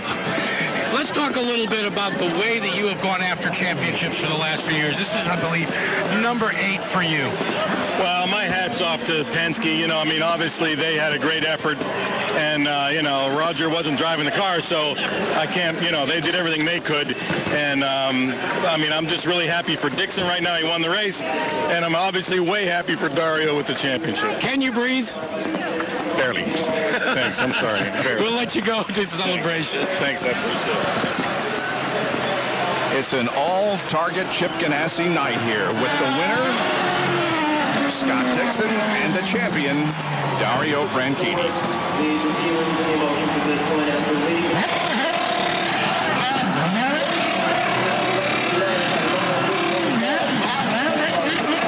And the donuts in front of the crowd, so there's a light. Danica Patrick with a second-place finish. Wow, what a night. Ooh, she's getting some finger pointing from, was that Elio? That was Elio. Getting to talking to. So there was something that transpired a little earlier in the race. Look at this. Oh, now they're shaking hands. Yeah. That's all right. Boy, she just nipped Tony Kanaan at the line by less than 0.02 of a second. But TK was in the hunt all evening.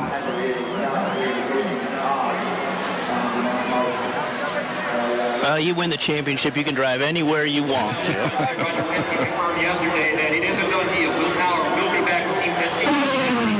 Here's the IZOD victory lane as IZOD salutes a winner. Here's Robbie Floyd.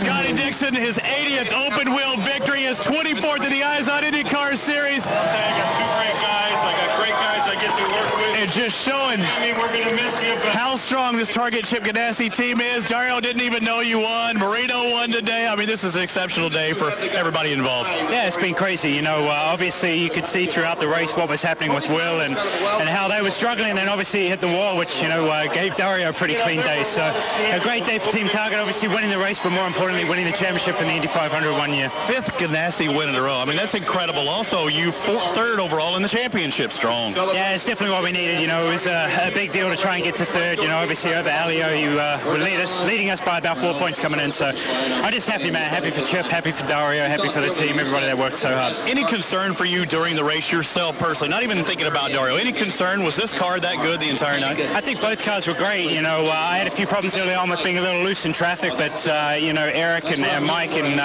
you know, everybody on the stand worked on the car and definitely fixed it. You know, we're kind of just sitting there seeing, you know, what was going to play out. We definitely had the speed all night. tonight, but definitely a huge night for Team Target. Well, we always have silly season. Any thoughts about next year? Are you coming back to this team? Will we see you again in the red machine? I hope so, unless Chip says something different. But yeah, definitely be back in the 9.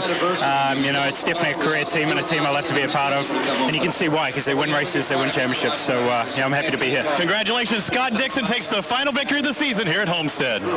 Scott's 25th career open wheel win, moving into a tie with Gordon Johncock and Elio Castroneves and Lindy Thaxton. And Dario Franchitti, congratulations. You are the champion. Your thoughts at this time? It was all going really well up until we took that pit stop and I was at the back of the pack and there was guys 4 wide banging wheels, and I was thinking at the time there's a lot of fun up the front than back here, and the 18 car crashed right in front of me, almost took us out. So it's a little bit too action-packed those last 30 laps, but great job by this Target team. We had the car to win tonight. We just had to play it really conservative at the end there. And, it's been a tough year for us, and I can't believe we got it again. When Milka spun in front of you, I heard a collective sigh of whew when that happened, when you avoided. I'm in a sandwich.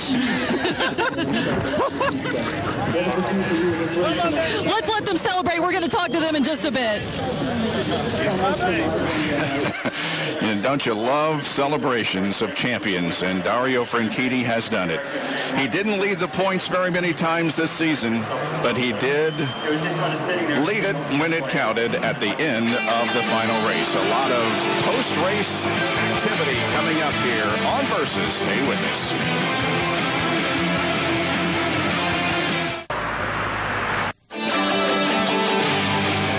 Homestead Miami Speedway, Dan Weldon wins our Firestone Pit Performer of the evening. He and his team spent a total of 1 minute 34.124 seconds on pit lane tonight. They are the Pit Performers here at Homestead Miami Speedway. In the finale, Scott Dixon has won his 3rd race of the season. He won earlier at Kansas and Edmonton, came home as the winner tonight by about 2 seconds over Danica Patrick.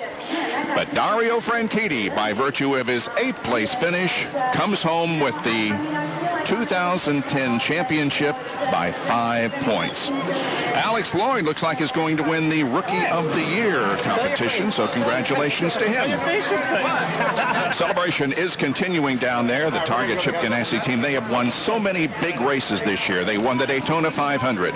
They won the Indianapolis 500. They won the Brickyard 400, and they also won the Grand Am Daytona Prototype Championship. So it is a good year for Chip and his boys. Even in the category of that's a dream season. Sure is. No question. I mean, to win all those big ones. Yep.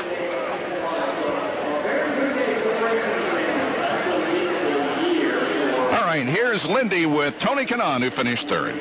And Tony here with your son Leo. I know that's special for you. No, definitely. I think what a good weekend. So he's here and he can join the podium with me. He likes the microphone a lot, and so it's nice to put a good show. It was a good race. I think a very close battle with Danica. At one point, I need to apologize where I didn't see her on the inside. My spotter didn't say anything. I think we actually touched wheels, but it was an exciting finish. Yeah, there was quite a battle with her there at the very end. It was. She was really quick, and I was trying to hold her off to finish 2nd, but she did an awesome job. Yeah, I know you and Dario are good buddies.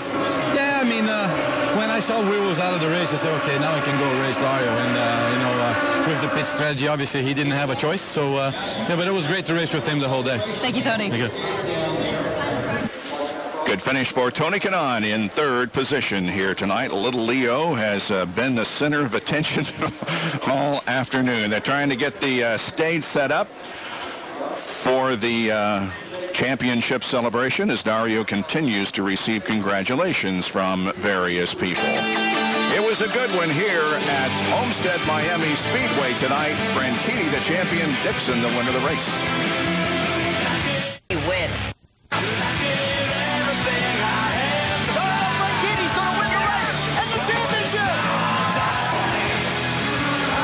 Dario Franchitti is a champion in 2009.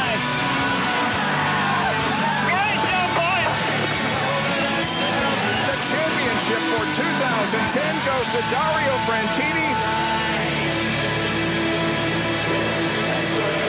And the presentation will come very, very shortly. For those of you tuning in for the PBR, stay with us. We'll get you to that just as soon as we're finished with the presentation of the championship. Here's Lindy with Danica, who finished second. And Danica, things got pretty racy between you and your teammate there in the final lap.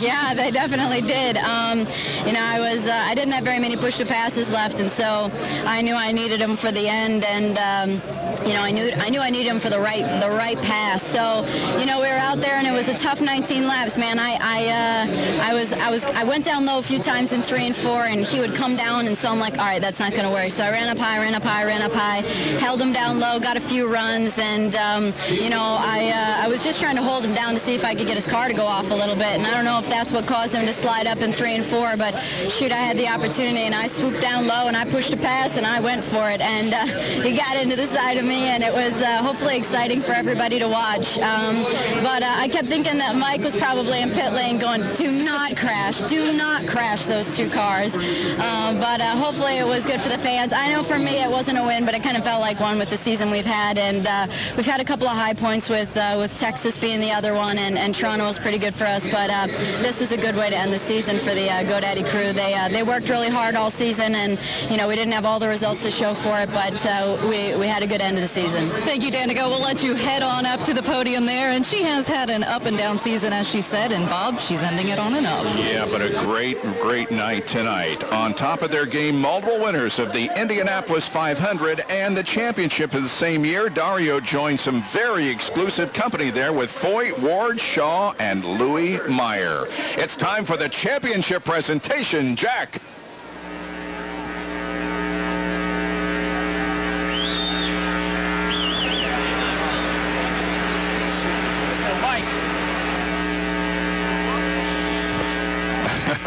Little technical difficulty here as the mic is not working, but Dario is standing by to receive the championship trophy that you see there at the front of the stage. A specially designed trophy, we might add.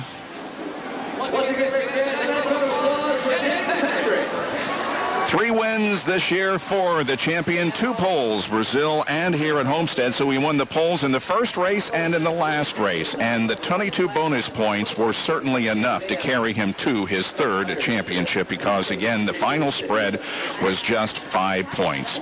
He wins a $1 million bonus. Will Power, for finishing in 2nd position in the championship, has a $250,000 check awaiting him.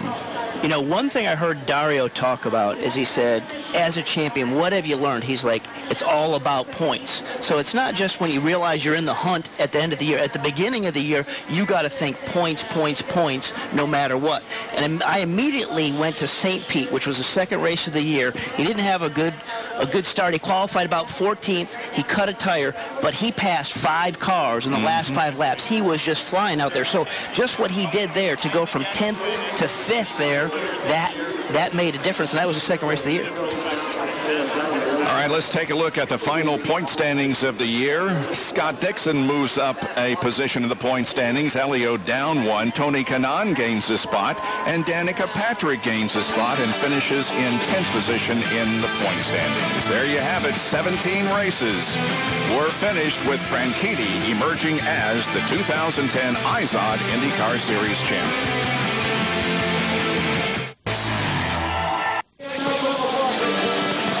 Franchitti doing the burnouts after he wins the championship here at Homestead Miami Speedway tonight. And Robbie Buell, I guess you and I need to yield to our counterpart, Jan Bikas, who was the only one of the 3 of us who predicted Dario was going to win. I did. I had to take my notepad, Bob, and I said, you won on it, and I put that over to Jan. And you know what he said back? What? Don't you love this? He said, we're all winners. Oh, well, that's nice, Jan. I wrote that was supposed to be just between us.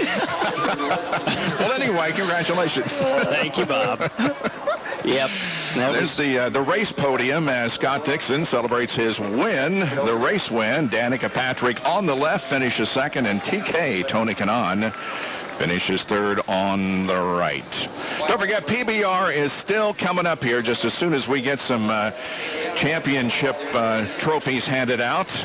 Stay with us for the PBR coming up in just a few moments. Now let's go back down to Jack. Hopefully it's correct this time.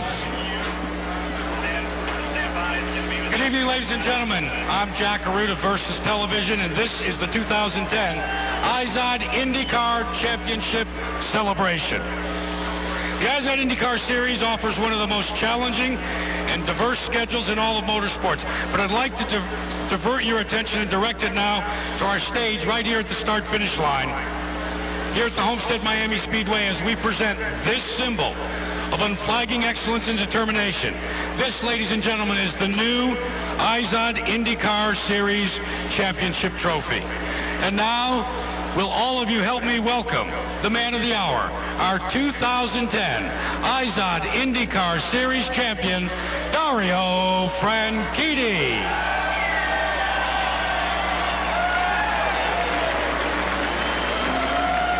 Well, Dario, it was up and down, and then all of a sudden when it counted, you got the spots you needed when Will dropped out.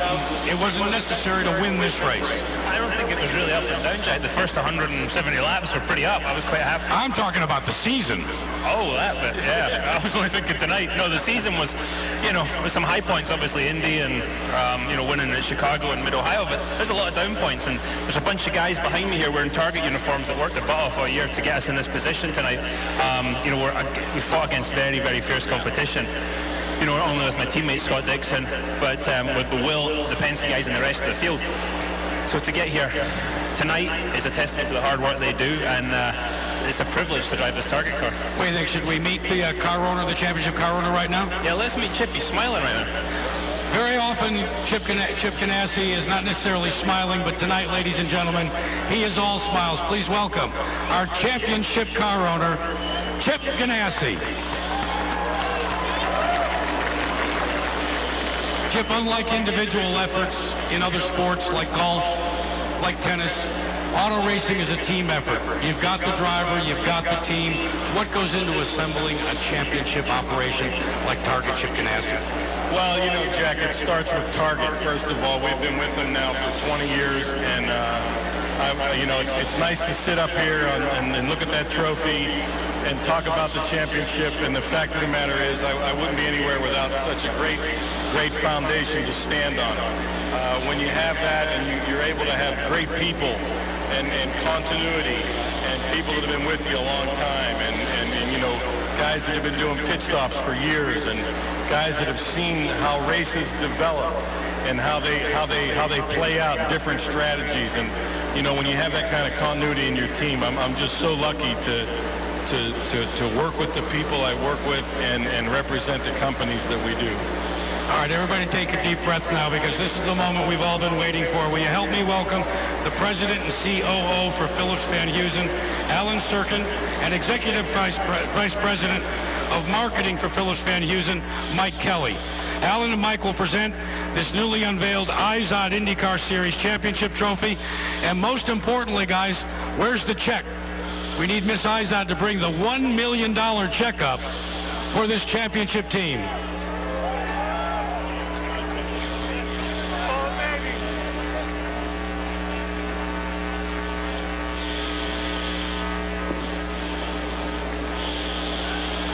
Ladies and gentlemen, let's hear it for your 2010 championship team in the IZOD IndyCar Series, Target, Chip Ganassi and Dario Franchitti.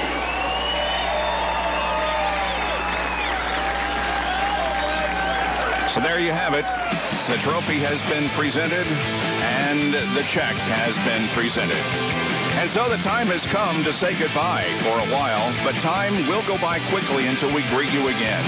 All of us on this Versus team love what we're doing, and while there are 6 of us that you see all the time, there are many others behind the scenes that make this clock tick, and we salute them in the final few seconds tonight. So for the final time this year, I say for Jan Beekes, Robbie Buell, Jack Arute, Lindy Thaxton, and Robbie Floyd, I'm Bob Jenkins. Thank you, and Godspeed to all. Waiting for the smile across my face. It's like I stand in line to fight for second place. 100 reasons I can't sleep at night. Will I